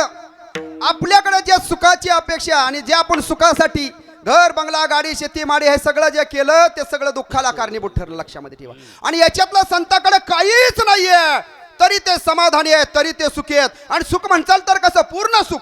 जे सुख तुम्हाला अजून बघायला मिळलं नाही, ज्या सुख कशाला म्हणतात हेच तुम्हाला अजून कळलं नाही, ज्या सुखाचा तुम्ही आयुष्यभर शोध घेता, मसालवट्यात गेलं तरी तुम्हाला अजून कळत नाही की सुख नक्की कशाला म्हणतात. माझी स्वतःची एक काव्य रचना आहे. ज्ञानेश्वरीचं चिंतन केल्यानंतर ती माझ्या मुखातून आलेली आहे. नश्वर या देहाची काळजी करू किती, आत्मा असे अमर मला कशाची भीती. नश्वर या देहाची काळजी करू किती, आत्मा असे अमर मला कशाची भीती. सुख आणि दुःखामध्ये फरक नसतो काही, मन ज्याचं दुबळं दुःख त्याला होई, मन ज्याचं दुबळं दुःख त्याला होई. संपत्ती संतती धन आणि दौलत, संपत्ती संतती धन आणि दौलत कितीही कमवा हाव नाही संपत, कितीही कमवा हाव नाही संपत. भान असू द्यावे सुख आणि दुःखामध्ये वेळ निघून जातो. भान असू द्यावे सुख आणि दुःखामध्ये वेळ निघून जातो. वेळ नाही नुसता जात तर तो अनमोल जीवन खातो. वेळ नाही नुसता जात तर तो अनमोल जीवन खातो. चिंता नका करू कशाची, सर्व काही नश्वर असतं.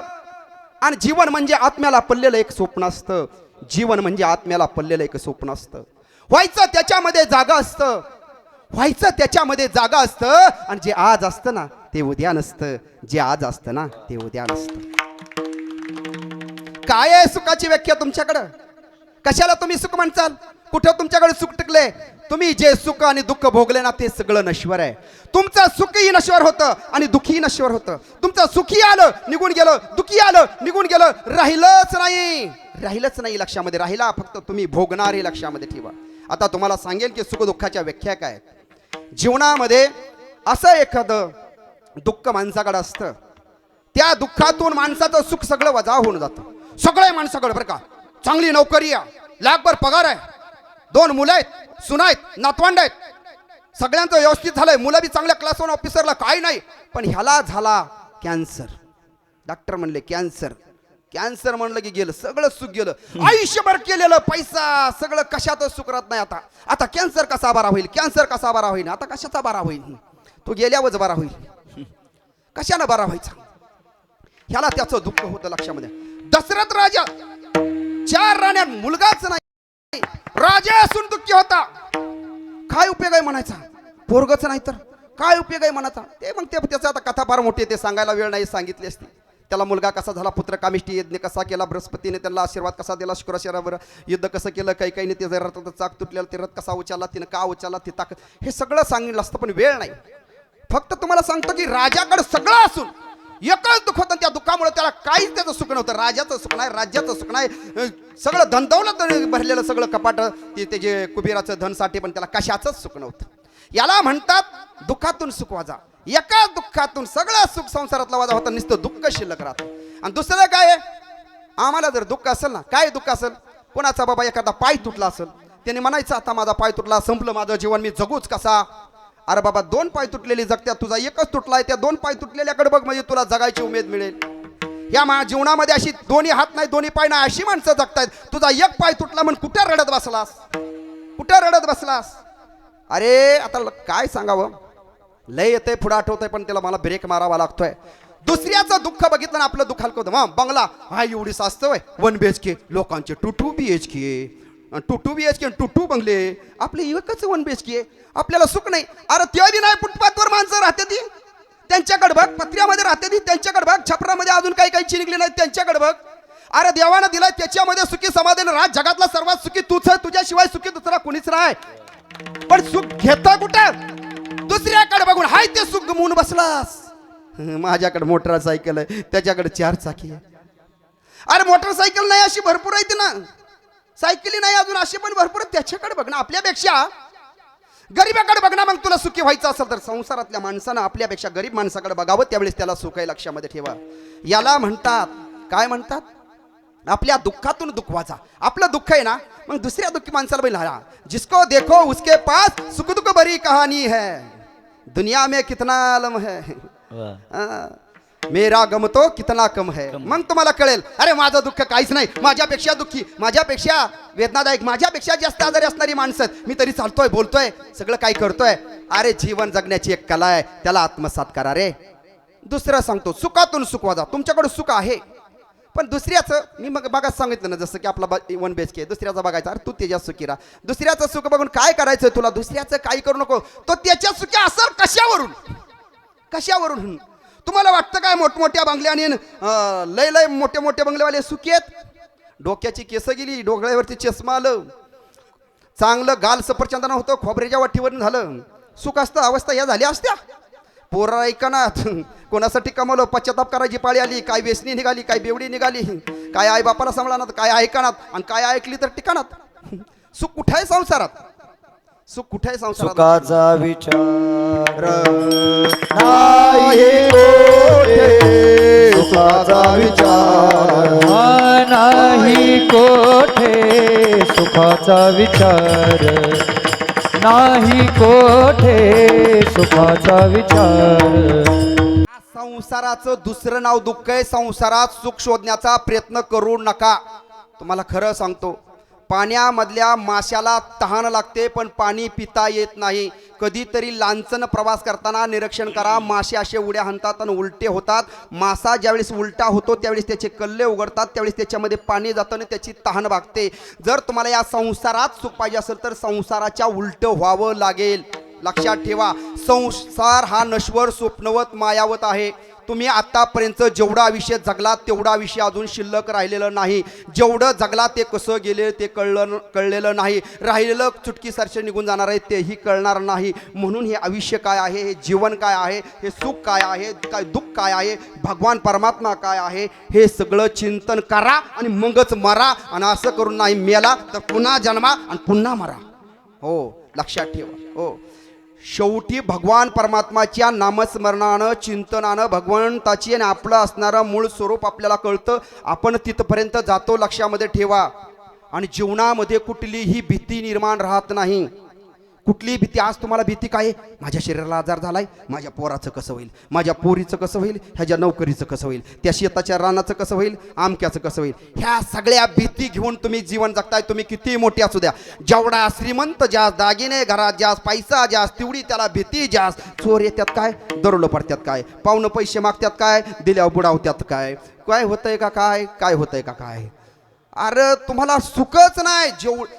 गुरुवर्य तात्यांच्या मुखातलं वाक्य, मी माझं नाही साकन. तात्या म्हणजे गुरुवर्य आमचे बंडा तात्या कराडकर. ते म्हणतात, माणूस ज्यावेळी श्रीमंत होतो त्यावेळेस तो निस्ता श्रीमंत कधीच होत नाही. ज्याच्याकडे श्रीमंती येते, म्हणजे ज्याच्याकडे संपत्ती येते, त्याच्याकडे आपत्ती येते. संपत्तीला जोडूनच आपत्ती आलेलीच असते. कशी आलेली असते? आम्ही गरीब असताना आम्हाला गुलाबजाम खायला मिळले नाही. आता गुलाबजाम आमची वाट बघतायत, ताटात येऊन पडतायत. डॉक्टर म्हणते साखर झाली, खाऊ नका. तवा मिळाले नाही आणि आता असून खाता येत नाही. आम्ही तवा बी गरीब आणि आता महागरीब, दलिद्री. तवा तरी नाईलाज होता, आता इलाज नाही. लक्षात ठेवा. तात्या सांगतात, संपत्ती इज आपत्ती, आपत्ती is equal to BP, BP is equal to attack आणि attack is go to the समशान. वा. संपत्ती तुम्हाला सुख देत नाही, लक्षात ठेवा, ही टोचतेच. अरे रावण कसं किती सुखी पाहिजे होता? सोन्याची लंका, सोन्याची घर, मग किती सुखी पाहिजे होता? 80,000 बायका, 80,000 तरी सुखी नव्हता. मग संपत्तीनं संसारानं सुखी व्हायचं यांना साधनच नाही. हे साधन फक्त जगण्याचं आहे आणि या साधनाचा उपयोग करून भगवंताची प्राप्ती करायची. ऐका, आणि शास्त्रामध्ये बरं का, भगवद्गीता चा 16वा अध्याय, या 16व्या अध्यायातला पहिला श्लोक आहे. तो पहिला श्लोक सांगतो की माणसाकडे पहिला कोणता गुण असावा, किंवा दैवी संपत्तीचे जे गुण सांगितले त्याच्यामध्ये पहिला गुण सांगितला, अभयम सत्व संशुद्धीर ज्ञान व्यवस्थित. पुढं काय वय नाही ना माहिती, ऐका. अभयम, पहिला जर गुण कोणता असेल त्याला भय नसावं, कोणतंच भय नसावं. सगळ्या जीवनातल्या भयाचा मला नाश करून टाकायचा, कुठलीच भीती मला नाही राहिली पाहिजे. काय करायला लागेल? मला जाणून घ्यावा लागेल ना, मी कुणाला भीतोय, मी कुणाला भीतोय. मी रोगाला भीतोय, मी चोराला भीतोय, मी गुंडाला भीतोय, मी मरणाला भीतोय. अरे का मन भ्यायचं, का मन भ्यायचं? कारण भीतोय का? कारण मी ह्या जगाला वेगळं आणि मला वेगळं समजतोय. मला कळलंच नाही. अरे पाण्यावरती लाटा आहेत, मग प्रत्येक लाटानं म्हणायचं का ती लाट वेगळी, मी वेगळी, तिचा माझा काही संबंध नाही. अरे तीही लाट पाण्यातून आली, पाण्यात विगरते, त्याही लाटत पाणी, ह्याही लाटत पाणी आहे. सगळ्या लाटाच आहेत, सगळे बुडबुडेच आहेत, सगळे पाण्यातून निर्माण झाले, सगळे पाण्यात विरघळतात. ह्या बुडबुड्यानं त्या बुडबुड्याला काय भ्यावं, ह्या लाटानं त्या लाटाला काय भ्यावं, पण ह्या लाटाला कळना ना, ही लाटण मी लाट एकच आहे, ही लाटण मी लाट एकच आहे. ह्या लाटणला कळना ना आपली आतली अवस्था काय आहे, आपण एकच आहे. आपण या देहाचा भेद मानून बसलो. ज्ञानोबरायांचं गोड प्रमाण आहे, जब जब तुझे घडे तब तब संसार भय जोडे. जोपर्यंत तुमच्यात हे द्वैत आहे, बरं का, हे द्वैत आहे, तोपर्यंत तुमच्यात भीती 100% राहणार, ही बहीत जाणार नाही. हे तुमची भीती गेली पाहिजे. अभयम सत्वशुद्धीर ज्ञान व्यवस्थिती. व्यवस्थिती ही काय? ज्ञान पाहिजे. ज्ञान कशाचं पाहिजे? भीती घालवायची असेल तर. ज्ञान म्हणजे काय? कॅम्प्युटरचा शोध लावला. ज्ञान म्हणजे काय? चंद्रावर गेला. हे ज्ञान नाही. त्यांची अवस्था बघा, त्या यानातनं खाली उतरले 8 दिवस सुद्धा येत नाहीत. त्यांना कळत नाही पृथ्वीवरती आलोय, अजून आकाशात असल्यासारखेच वागतात. ते ज्ञान नाही, ते संशोधन वेगळे. ज्ञान, ज्ञान म्हणजे भगवंताचं मूळ स्वरूप जाणणं, आपलं मूळ स्वरूप जाणणं, तया नाम ज्ञान. सर्व ठिकाणी असणारा भगवान परमात्मा, त्याचं ज्ञान होणं म्हणजे ज्ञान.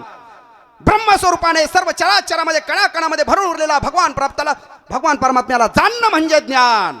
ज्ञान, ज्ञान योग व स्थिती. योग म्हणजे काय? योग म्हणजे त्याचं नामस्मरण चिंतन करणं. स्थिती ही म्हणजे त्याच्या स्थितीमध्ये जाणं. हो. दानम, दान हे सगळ्या गुणांचा ज्यावेळेस आपल्याकडे येतं ना, दान करावंच लागतं. पण दान कसं असावं? दान कसं असावं? टॅबला खालनं घ्यावं, टॅबलावरनं द्यावं, त्याला दान नाही म्हणत. पंढरपूर लुटायचं, आपलं सोलापूर लुटायचं, पंढरपूरला पंक्ती द्यायच्या, त्याला दान नाही म्हणत. अलग लक्षात, त्याला पापच म्हणतात, लक्षात ठेवा. हो, अशा पंक्ती काही कामाच्या नाही, असं दान काही कामाचं नाही. दान हे सात्विक असावं, स्वतःच्या कष्टाचं असावं, लक्षामध्ये ठेवा. मला 100 रुपये मिळतात ना, दिवसभर घाम घालून त्यातलं 10 रुपये दिलं ना, त्याला दान मिळतात म्हणतात, आणि त्या दानानं पुण्य होतं, लक्षामध्ये ठेवा. हो, दान, दान आहे. पुढे त्याच्यामध्ये अजून बरंच सांगितलंय, मला वाटतं यज्ञस्य सांगितलंय, दान यज्ञश्च, आता मला आठवण आहे पण सांगतो. यज्ञ सांगितला. यज्ञ म्हणजे काय? यज्ञ म्हणजे काय? अग्नी पेटवणं, तोही यज्ञच आहे. पण यज्ञ म्हणजे संतांची पूजा, देवांची पूजा, आई वडिलांची पूजा, हे सगळं त्याच्यामध्ये सांगितलंय.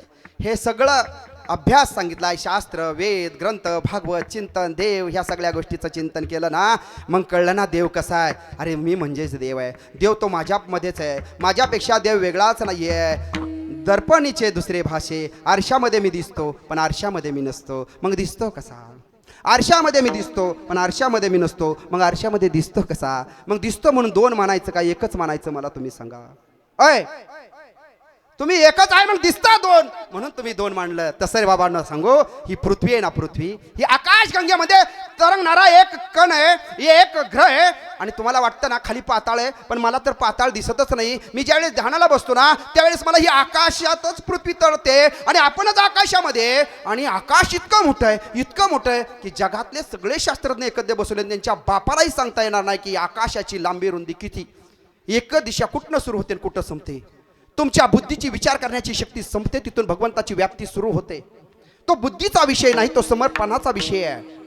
तिथं सगळ्या इंद्रियावरती संयम ठेवून भगवंताच्या मन बुद्धी चित्त त्याच्यामध्ये समर्पण केल्यानंतर या गोष्टीचं एकरूप होऊन त्या भगवंतापर्यंत आपल्याला सहजतेनं पोचता येतं. लक्षामध्ये ठेवा, ही पृथ्वी हवेमध्ये तरंगणारा धुलीकण, त्याच्यावरती तुम्ही आम्ही डोळ्याला न दिसणारे जंतू आहे. असे जंतू रोज शेकडून येतात आणि शेकडून करोड अब्जूने जात आहेत. काही किंमत नाहीये. बघायला गेलं तर या आकाशगंगेच्या मानानं या पृथ्वीला आणि पृथ्वीच्या वरती असणाऱ्या जंतूला ही पृथ्वीच्या पेक्षा सूर्य 13 लाख पटीनं मोठा आहे. किती? 13 लाख पटीनं. गुरु 9 पटीनं मोठा आहे. ह्याच्यापेक्षा कितीतरी मोठे ग्रह आहेत. काय घेऊन बसला? कशाचं काय? अरे हे सगळं फक्त जीवन एका क्षणात आपण निघून जातो. लक्षामध्ये ठेवा. म्हणून ही सगळी भीती गेली पाहिजे. आणि ही भीती तशी नाही जात. त्याच्यामध्ये ह्या द्वैताचा नाश व्हावा लागतो, अद्वैत या स्थितीमध्ये जावं लागतं. त्याच्यासाठी संतांची कृपा व्हावी लागते. त्यासाठी मी पहिलं सांगितलेलं अधिष्ठान, अनुष्ठान, अनुसंधान, अनुराग, अनुभव ह्या सगळ्या गोष्टी गरजेच्या आहे. आणि स्टेप बाय स्टेप तिथपर्यंत जाता येतं आणि मग या अनुभवापर्यंत पोचता येतं. आणि मग तुम्हाला जीवनामध्ये खऱ्या सुखाची प्राप्ती होते आणि जीवनातली सगळी भीती निघून जाते. अभंगाचं दुसरं चरण. सर्व सुख ल्यालो सर्व अलंकार, सर्व सुखाल्यालो सर्व अलंकार, आनंदी निर्भर डुल्लत सो, आनंद निर्भर डुलत सो, आनंद निर्भर डुलत सो. सर्व सुख ल्यालो सर्व अलंकार, आनंद निर्भर, आनंद निर्भर डुल्लत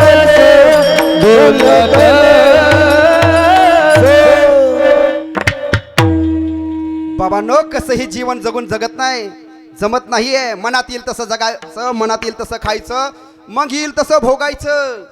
मग ते भोग आपल्या हातामध्ये राहत नाही बाबांनो. त्याच्यासाठी भगवंताचं नामस्मरण, भगवंताचं चिंतन करा.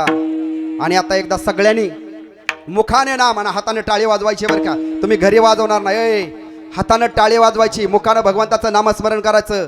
आता त्याचं बी फार मोठं शास्त्र आहे. ह्या हातामध्ये सगळे ॲक्युप्रेशरचे पॉईंट आहेत, सगळे आजार बरण्या करण्याचे पॉईंट आहे शरीरामध्ये. नुसती टाळी वाजवली तर ते प्रेशर होतात आणि आपल्याला शारीरिक फायद्याबरोबर बरं का. तुम्ही कसे असा, भगवान परमात्मा तुमची जात धर्म काही बघत नाही.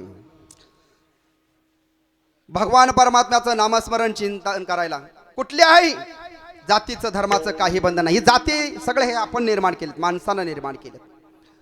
जाती गोत कुळशीळ मात, जातीवित गोत कुळशीळ मात आणि भजका त्वरित भावनायुक्त.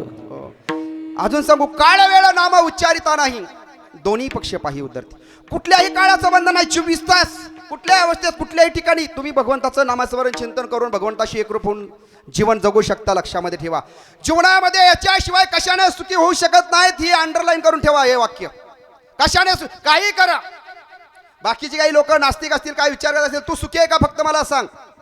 ह्या गोष्टी केल्याने जर सुख मिळत असेल तर या गोष्टी करायला अडचण काय आहे एवढं मला सांग. लक्षामध्ये ठेवा. हो, आणि हे केल्यानंतर काय होतं, देहीची विदेही भोगदशा देहामध्ये असून ही अवस्था फक्त आता संतांकडे गेली. आमच्याकडे फक्त शाब्दिक हे राहिलंय. आम्ही फक्त तुम्हाला सांगू शकतो ती अवस्था म्हणजे काय असतं. हो, देहीची विदेही भोगदशा. तुकोबारायांच्या घरी ऐका बरं का. एकदा एक पाहुणा आला, पाहुणा तुमच्या घरी पाहुणा आला, पण तो पाहुणा मेहुणा असावा. मग बघा घरातल्यांची पळापळ कशी असते.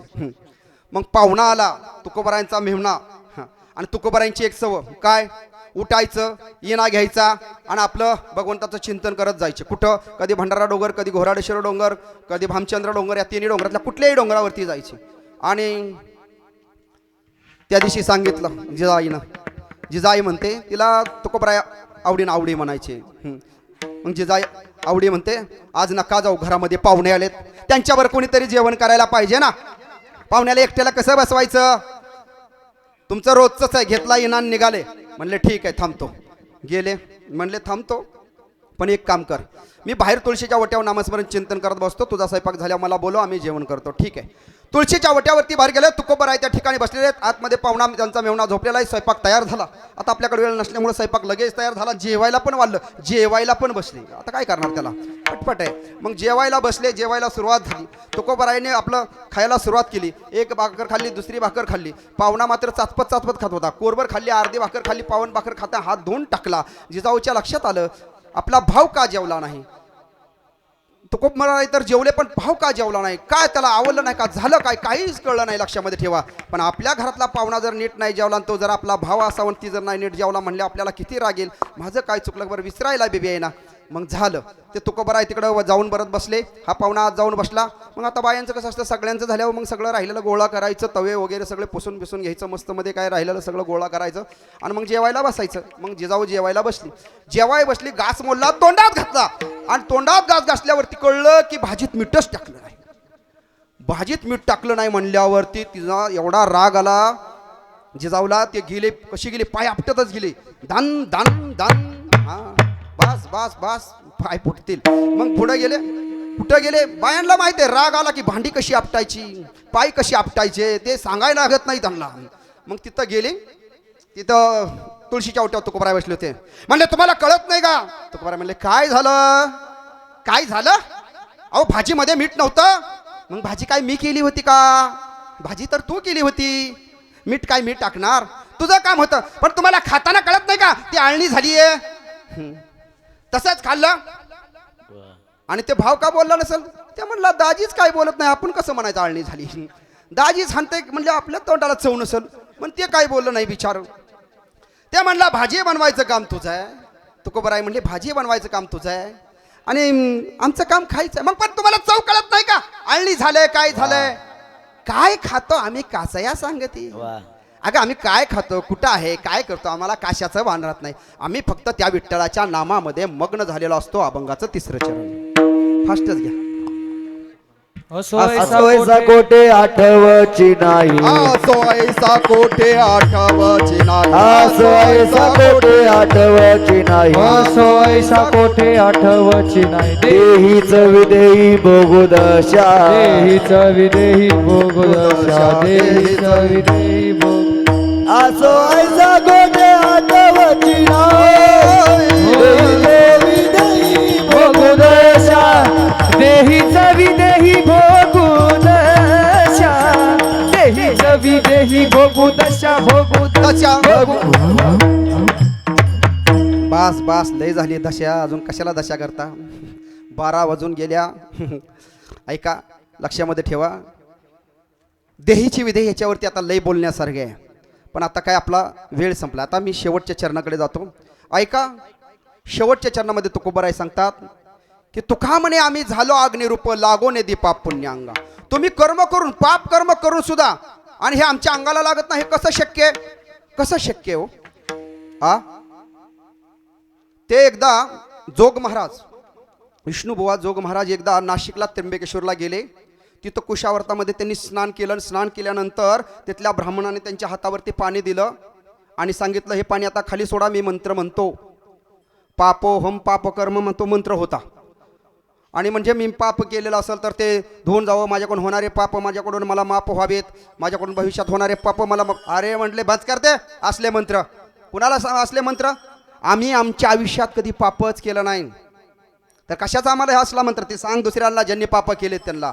स्वतःवरती एवढा विश्वास लागतो. लक्षात ठेवा की आम्ही आयुष्यामध्ये कधी ती पाप लागतील कशी, आणि जरी केली तरी लक्षात ठेवा त्याच्यामध्ये काही मार्ग आहेत की आयुष्यामध्ये आपण केलेलं प्रत्येक कर्म हे भगवंताला अर्पण करायचं, किंवा आपण केलेलं कर्म हे प्रत्येक कर्म भगवंतासाठी करायचं. हां तुम्हाला कुठल्याही गोष्टीचं तुमच्याकडून वाईट पाप घडतच नाही. लक्षामध्ये एवढं चुकून जरी घडलं तरी तुम्ही सहज पाप पुण्याच्या पलीकडे असणारं जीवन जगू शकता, सुखदुःखाच्या पलीकडे असणारं जीवन जगू शकता, जन्म मरणाच्या पलीकडे असणारं जीवन जगू शकता, सत्य असत्यच्या पलीकडे असणारं जीवन जगू शकता. आणि त्याच्यासाठी गरज आहे अग्नीची. अग्नी म्हणजे काय, हे चुलीतली अग्नी नाही, ही अग्नी आहे नामाची, भगवंताच्या चिंतनाची. ही जी अग्नी आहे ती ज्ञानाची. माणसाला बोध होतो म्हणजे ज्ञान होतं, ज्ञान होतं म्हणजे कळतं की हे जगत सगळं असत्य आहे, हे जगत सगळं स्वप्नवत आहे आणि ही तर फक्त भगवान परमात्माचं सत्य आहे. आणि ह्या गोष्टीवरती त्याचा दृढ असा विश्वास बसतो आणि त्या अवस्थेमध्ये तो टिकून राहतो. लक्षामध्ये ठेवा, त्यावेळेस तो पाप पुण्याच्या पलीकडे जातो, पाप पुण्य त्याला बाधत नाही. लक्षामध्ये ठेवा.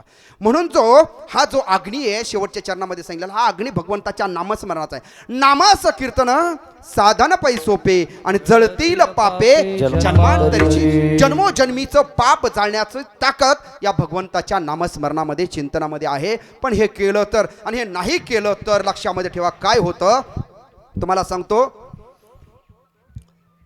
भीष्माचार्य एवढे बाण अंगामध्ये घुसले की बाणाच्या शय्येवरती पडून होते आणि ते शेवटी प्रार्थना करत होते, हे भगवंता मला दर्शन दे, मला मुक्ती दे.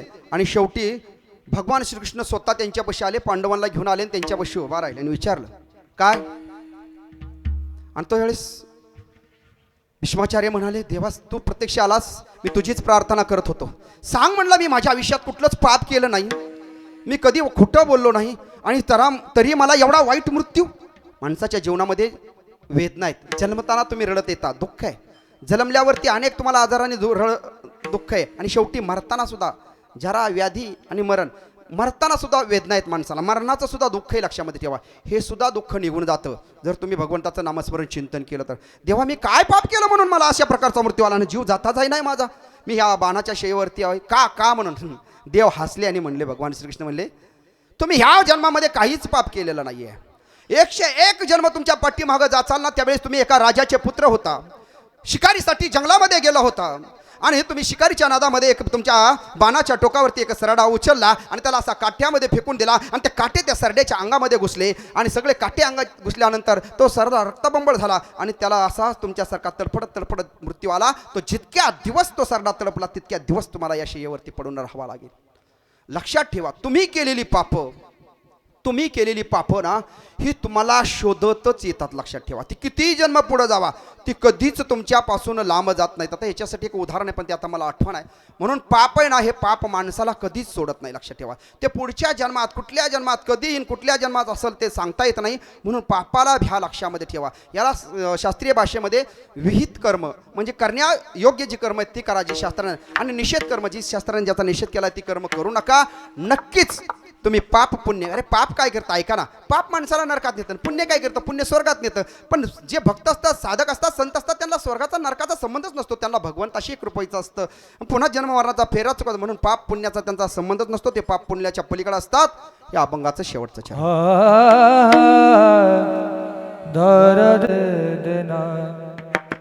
तुका म्हणे आम्ही झालो अग्निरूप, तुका म्हणे आम्ही झालो अग्निरूप, तुका म्हणे आम्ही झालो अग्निरूप, तुका म्हणे आम्ही झालो अग्निरूप. लागोने दीपाप पुण्यका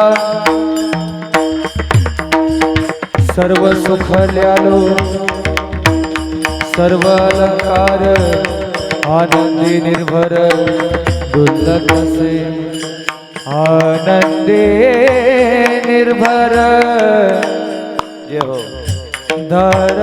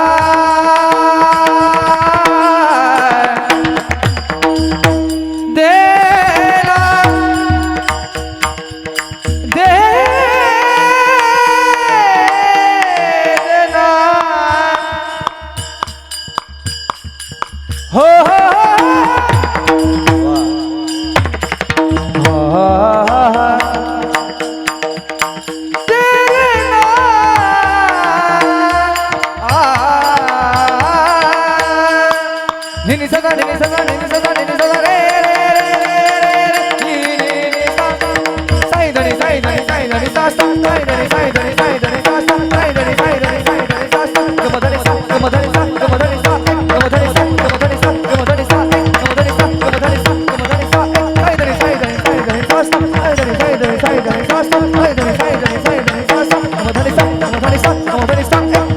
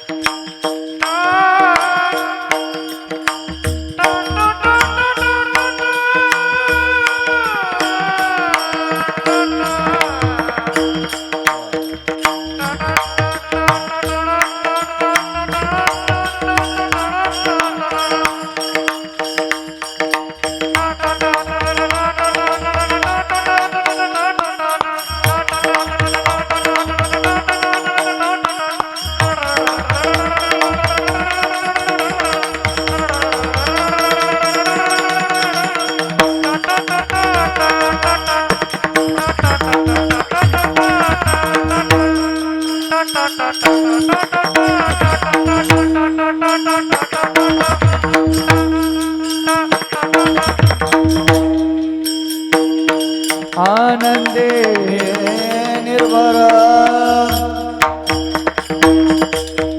डुलत असो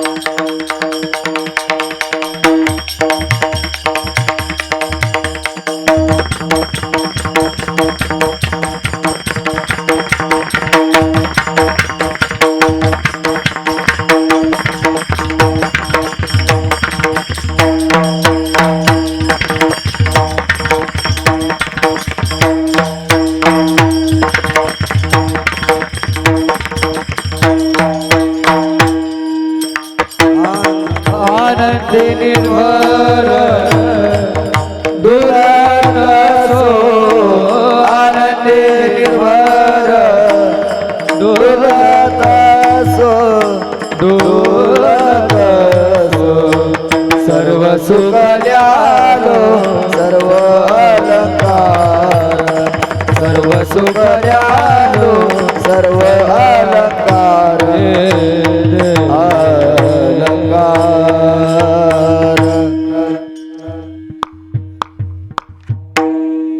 सदा नाम घोष करो हरी कथा तेने सदा चित्ता समाधान सर्व सुख ल्यालो सर्व अलंकार आनंदे निर्भर डुल्लत असो ऐसा कोठे आठवची नाही देहीची विदेही भोगू दशा सर्व सुख ल्यालो सर्व अलंकार आनंदे निर्भर डुल्लत असो तुका म्हणे आम्ही झालो अग्निरूप लागून दीपाप पुण्यांगा सर्व सुख ल्यालो सर्व अलंकार आनंदे निर्भर डुल्लत असो जगद्गुरु या तुकोबरायांच्या नामपर प्रकरणावरतील अभंगावरती मी माझ्या अल्पशा बुद्धीप्रमाणे चिंतन करण्याचा प्रयत्न केलेला आहे. लक्षामध्ये ठेवा, आज ज्यांच्या प्रथम वर्ष श्राद्धाच्या किंवा प्रथम पुण्यस्मरणाच्या निमित्तानं ही सेवा आहे अंजना ना, तर कैलासवासी अंजना ताई आपल्यामधून गेल्या बरोबर 1 वर्ष झालं. लक्षामध्ये ठेवा, हे आज आपण त्यांना पुष्पवृष्टी करतोय.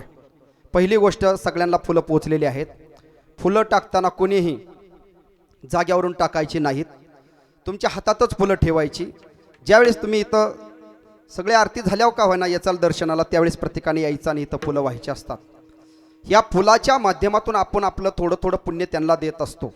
प्रत्येक जन्माला आलेला या ठिकाणचा जीव ज्यावेळेस इथून जात असतो, लक्षामध्ये ठेवा, त्यावेळेस त्याला पुढची सद्गती मिळण्यासाठीचा मार्ग मोकळा असतो. पण त्याच्या आयुष्यामध्ये काही पाप आणि पुण्यकर्म काही घडलेलं असतं. त्याच्यामध्ये जर पुण्याचा साठा कमी पडत असेल तर पुष्पाच्या रूपाने आपण त्यांना आज आपलं थोडं थोडं पुण्य देत असतो. हे जर पुष्प आपल्या पायाखाली जर आलं तर त्याच्याकडून आपल्याकडून पाप घडतात. लक्षामध्ये ठेवा, म्हणून फुलं काही काही असे टाकून देतात आणि मग त्याच्यावरूनच लोक तुडवत जातात. तर तो फुलाचाही अपमान आहे. लक्षामध्ये ठेवा, आणि टाकलेल्याची काही किंमत राहत नाही. तर ज्याच्यासाठी टाकल्या जिथं टाकायचे ती तिथंच पडावेत. लक्षामध्ये ठेवा, त्याची आपण सर्वांनी काळजी घ्या. आणि सर्वात महत्त्वाची गोष्ट आहे, माणूस म्हणून जगताना माणुसकी कधी विसरू नका. माणूस म्हणून जगताना माणुसकी कधी विसरू नका. आपले आपले म्हणून दुजापन करू नका. मनामध्ये धरून राग द्वेष कोणाचा करू नका. कमवत राहा कितीही, दान धर्म करण्या विसरू नका. असाल तुम्ही कितीही जाती आणि धर्माचे, असाल तुम्ही कितीही जाती आणि धर्माचे, मानव जात एक विसरू नका. गरीब असो की श्रीमंत तो माणूस असतो विसरू नका. गरीब असो की श्रीमंत तो माणूस असतो विसरू नका. सुख हवा असेल तुम्हाला, सुख हवा असेल तुम्हाला तर दुःख दुसऱ्याला देऊ नका. गरिबीतून किती मोठे झालात तरी गरिबी कधी विसरू नका. गरिबीतून किती मोठे झालात तरी गरिबी कधी विसरू नका. या सृष्टीचा नेम आहे बाबांनो, जे पेरलं ते उगवतं. एक ज्वारीचा दाना पेरला तर शेकडो दाणे येतात. ही जीवन रूपी सुद्धा एक शेती आहे. ही तर कुठली कर्मरूपी बीज पेरतो. एक सुखाचा दाना पेर, शेकडो सुखाचे दाणे येतील. एक दुःखाचा दाना पेर, शेकडो दुःखाचे दाणे येतील. एक पापाचा दाना पेर, शेकडो पापाचे दाणे येतील. एक पुण्याचा दाना पेर, शेकडो पुण्याचे दाणे येतील, पापाचे. लक्षात ठेवा. म्हणून कर्म करण्याचं स्वातंत्र्य आपल्याला आहे आणि त्याच्यामधून आपल्याला काय मिळवायचं तेही आपल्या हातामध्ये, लक्षामध्ये ठेवा. माणसं म्हणतात मरताना काही घेऊन जात नाही, जन्मताना काही घेऊन येत नाही. जाता येतं, मरताना इथून घेऊन जाता येतं. तुम्हाला काय पाहिजे ते नेता येतं. तुम्ही जर योग्य व्यक्तीला, योग्य माणसाला केलेल्या दानाचं पुण्य तुम्हाला तुमच्या बरोबर ती येतं, लक्षामध्ये ठेवा. म्हणून तुम्ही एखाद्या व्यक्तीला समजा 1000 रुपये, ज्याला गरजवंत आहे, ज्याला खायला अन्न नव्हतं, अशा व्यक्तीला दिले. आम्हाला दिल्यानं नाही लागत, त्याच्यासाठी नाही मी सांगत, आम्हाला कमी नाही आहे महाराज लोकांना, लक्षामध्ये ठेवा. आम्ही हे चुकीचं आहे सगळं, ती सिस्टम आता मला सांगा वेळ नाही आहे. पण जर गरीबाला, ज्याला गरज आहे, जो भुकेनं व्याकुळ आहे, त्याला जर अन्न दिलं तर त्याचं पुण्य, त्याला 1000 रुपयाचं अन्न दान केलं ना, त्या पुण्याचं ना तुम्हाला ते पुण्य तुमच्या बरोबर ती येतं. तुम्ही आज कर्म घेऊनच तुमच्या जन्माला आलाय. कर्मानेच माणसाला जन्म, कर्मानेच माणसाला मृत्यू आणि कर्मानेच माणसाला धन दौलत संपत्ती आणि पत्नी मिळत असते, लक्षामध्ये ठेवा. किती कुठेही किती बघा, जिथं व्हायचं तिथंच होत असतं, जेव्हा मरण यायचं तेव्हाच येत असतं, लक्षामध्ये ठेवा. हे सगळं कर्माच्या अधीन आहे. म्हणून आपलं कर्म चांगलं असेल तर ह्या सगळ्या गोष्टी आपल्या चांगल्या झाल्याशिवाय राहत नाहीत, लक्षात ठेवा. म्हणून सुख हवं असेल तुम्हाला तर दुःख दुसऱ्याला देऊ नका. गरिबीतून किती मोठे झाला तरी गरिबी कधी विसरू नका. पतंग होऊन उडत असताना म्हणजे जीवन जगत असताना आयुष्याची दोर कधीही कट होऊ शकते. आजचा दिवस मावळणारा मी पाहू शकतो इथं बसलेला, आणि जो माझा आवाज ऐकतात ते कुणीच सांगू शकत नाही की आम्ही आजची संध्याकाळ पाहू शकतो. मावळणारा सूर्य पाहू शकतो. विश्वास नाही, उद्याची काळजी करू नको. प्रत्येक क्षण आयुष्यातला शेवटचा आहे, म्हणून आनंदाने जग, भगवंताचं नामस्मरण कर, आनंदाने डोल, निर्भय होऊन जीवन जग, लक्षामध्ये ठेव. पतंग होऊन उडत असताना दोर दैवाच्या हाती विसरू नका. व्यर्थ करूनही बडबड वेळ वाया घालू नका. जे जे होतं त्याच्याच कृपेने, उगीच अहंकार करू नका. रस्ते आहेत सर्व सरळ, डोळे झाकून चालू नका. आई वडील दैवत दुसरे, देवापेक्षा कमी लेखू नका. इंद्रियांना घाला बेड्या, उगीच मन मोकळे सोडू नका. आई वडील दैवत आहेत, लक्षात ठेवा. देव आहेत आई वडील. लेकुराचे हित आहे, माऊलीचे चित्त आईशी कळवळ याची जाती. घरी लाभाविन प्रीती, कोणत्याही लाभाची अपेक्षा न करता आई वडील जर तुझी सेवा करत असतील, तुला लहानाचा मोठा केलाय, रक्ताचं पाणी करून त्या आईनं तुला पाजलाय, लक्षामध्ये ठेव. स्वतः उपाशी राहिल्याने तुला घास घाललाय, लक्षामध्ये ठेव. अरे आमच्या आई बापानं आमच्यासाठी खूप कष्ट सोसलेलं आहे. साला घातल्या, दुसऱ्याच्या बांधाला गेलेल्या आहेत. रुपया 2-2 रुपयावरती त्यांनी कामं केलेली आहेत. त्यांना भाकरी मिळाल्या नाही तर शिळे तुकडे त्यांनी बांधून नेलेले आहेत. अरे भाजी नाही मिळाली तर चटणीची पावडर कुठून त्याच्यावरती नेली आहे. त्याच्यावरती तेल नाही मिळालं तर त्याच्यावरती पाणी टाकून त्यांनी खाल्लेलं आहे. पोटाला पिळं दिलेत आणि तुला मोठं केलं, तुला शिकवलंय. आज त्यांच्या उपकारातून उतरायची व्हायची वेळ आलेली आहे. आई बापाचा तिरस्कार करू नको. आई बापाला देव म्हणून त्यांची सेवा कर. ते कसे वागतील, त्यांच्या काही चुका होतील, टाकून बोलतील, लक्षात ठेव. पण ते बाप नाही आहेत, ते कधी तुझं वाईट चिंतणार नाहीयेत. त्यांचं तुला सहन करावं लागेल. जर तुझं लहानपणी त्यांनी सहन केलंय, तुझी संडास काढली आहे, तुझी घाण काढलेली आहे, आईनं कधी किळस केली नाही. आता आई थकली, म्हातारी झाली ना, तर त्या आईची घाण काढायची पाळी आली आहे. तिच्या उपकारातून उतरायची व्हायची पाळी आली आहे. तरी तू उतराई होऊ शकत नाही. जसं तिनं कुठली किळस न करता तुझी सेवा केली, त्या सेवेची परतफेड करण्याची वेळ आली तर मागू सरू नकोस. आणि मागा जर सरलास, आई वडिलांची सेवा जर नाही केली तर या नारदाच्या गादीवरून सांगतो, तू किती मोठा बंगलावान, किती पोरं शिकव, किती नोटा कमाव, तुझ्या घरात सुख शांती समाधान आरोग्य कधीच मिळणार नाही. लिहून घे, कधीच मिळणार नाही. वेळ नाही आहे माझ्याकडे बोलण्यासाठी, लक्षामध्ये ठेवा. नाहीतर हे तुम्हाला सगळं सांगितलं होतं. माय बाप अवघी काशी आणि तेने न जावे तीर्थाशी. जोपर्यंत आई बाप जिवंत आहेत तेच तीर्थ आहेत, तेच देव आहेत. आई बाप गेल्यानंतर तू काशीला जा, कुठं जा, आई बापांच्या घरामध्ये हाल करून तीर्थयात्रा करत असतील, तुला पुण्य नाही पाप मिळेल, लक्षामध्ये ठेव. जोपर्यंत आई बाप जिवंत आहेत त्यांची सेवा कर, देव घरात तुला भेटेल. पुंडलिकाने आई वडिलांची सेवा केली, भगवान परमात्म्याला पंढरपूरमध्ये यावं लागलं. आई वडिलांच्या सेवेमध्ये भगवंताला प्राप्त करून देण्याचं सामर्थ्य आहे, लक्षामध्ये ठेव. पण तू आई वडिलांची सेवा कर, याचा अनेक एक फायदा होईल. जर तू तुझ्या आई वडिलांचे हाल केले ना, नाही त्यांना सांभाळलं ना, आता त्यांच्याकडे दुर्लक्ष केलं ना, तुझी मुलं त्याच्यापेक्षा 10 पट तुझ्याकडे दुर्लक्ष करतील, 100 पट तुझे हाल करतील, लक्षामध्ये ठेव. ते तुझ्याकडे परत येईल. तू तुझ्या आई बापाला चांगलं सांभाळलं ना, मुलं बघतील आई बापांना असं सांभाळावं लागतं, त्यांची अशी सेवा करावी लागते. आणि ही तुझी मुलं तुला सुद्धा चांगल्या पद्धतीने पुढे सांभाळतील. मुलांना संस्कार शब्दाने नाही आचरणाने द्यायचे असतात, आपल्या आचरणातून. विषय गंभीर आहे, विषय मोठा आहे, पण वेळ संपलाय, माझा नाही इलाज आहे. म्हणून तुम्हाला सांगतोय, आई वडिलांची सेवा करा, लक्षामध्ये ठेवा. आई वडिलांना देव माना. मग एकदा गेलं ना पुन्हा रडत बसून, पुन्हा पश्चाताप करण्यामध्ये काहीच अर्थ नसतो, लक्षामध्ये ठेवा. जोपर्यंत जिवंत आहेत ना तोपर्यंत त्यांची सेवा करा, त्यांच्याशी गोड बोला, त्यांची विचारपूस करा. त्यांना काही गरज आवश्यकता नाही रे. अरे दारातल्या कुत्र्याला जेवढं लागतं ना तेवढं सुद्धा आई बापाला खायला लागत नाही. लक्षात ठेवा, आई बापाची एकच इच्छा असते, माझ्या मुलाचा चांगला झालेला संसार मला फक्त बघायला मिळावा. नको तू बंगल्यामध्ये ठेव, बाहेर राहतो, जिन्याखाली राहतो, वसरीत राहतो, पण माझ्या लेकराचा सुखाचा संसार मला बघू दे, एवढीच त्यांची अपेक्षा आहे. नको ताजी भाकर देऊ, शेळे तुकडे दे, पण तुझा सुखाचा झालेला संसार मला बघू दे. आई बापांची इच्छा आहे असतात. तू किती दुःख दे, आई बाप तुझं भलंच इच्छितात. त्या आई बापाचं अंतकरण जरा ओळखायला शिकणार. आई बापांची एकच इच्छा असते, ही नातवंड हे प्रतोंड माझ्या मांडीवरती खेळावेत, मला आजी आजी आजोबा आजोबा म्हणावं, याच्यामध्ये मला स्वर्ग सुख आहे, माझ्या जन्माचं सार्थक झाल्याचा आनंद आहे. तोही आनंद तुम्ही त्यांच्या जर जेव्हा वाट्याला येऊन देत नसाल ना, तर त्या पापाचे पेट फार मोठं गणित आहे, सांगायला वेळ नाहीये, लक्षामध्ये ठेवा. पण जेवढं सांगितलं त्यातून समजून घ्या, आई वडिलांचा सांभाळ करा, हे शेवटचं माझं वाक्य लक्षामध्ये ठेवा. आणि याच ठिकाणी मी माझ्या वाणीला पूर्णविराम देतो. ज्ञानेश्वर माऊली ज्ञानराज माऊली तुकाराम. महाराज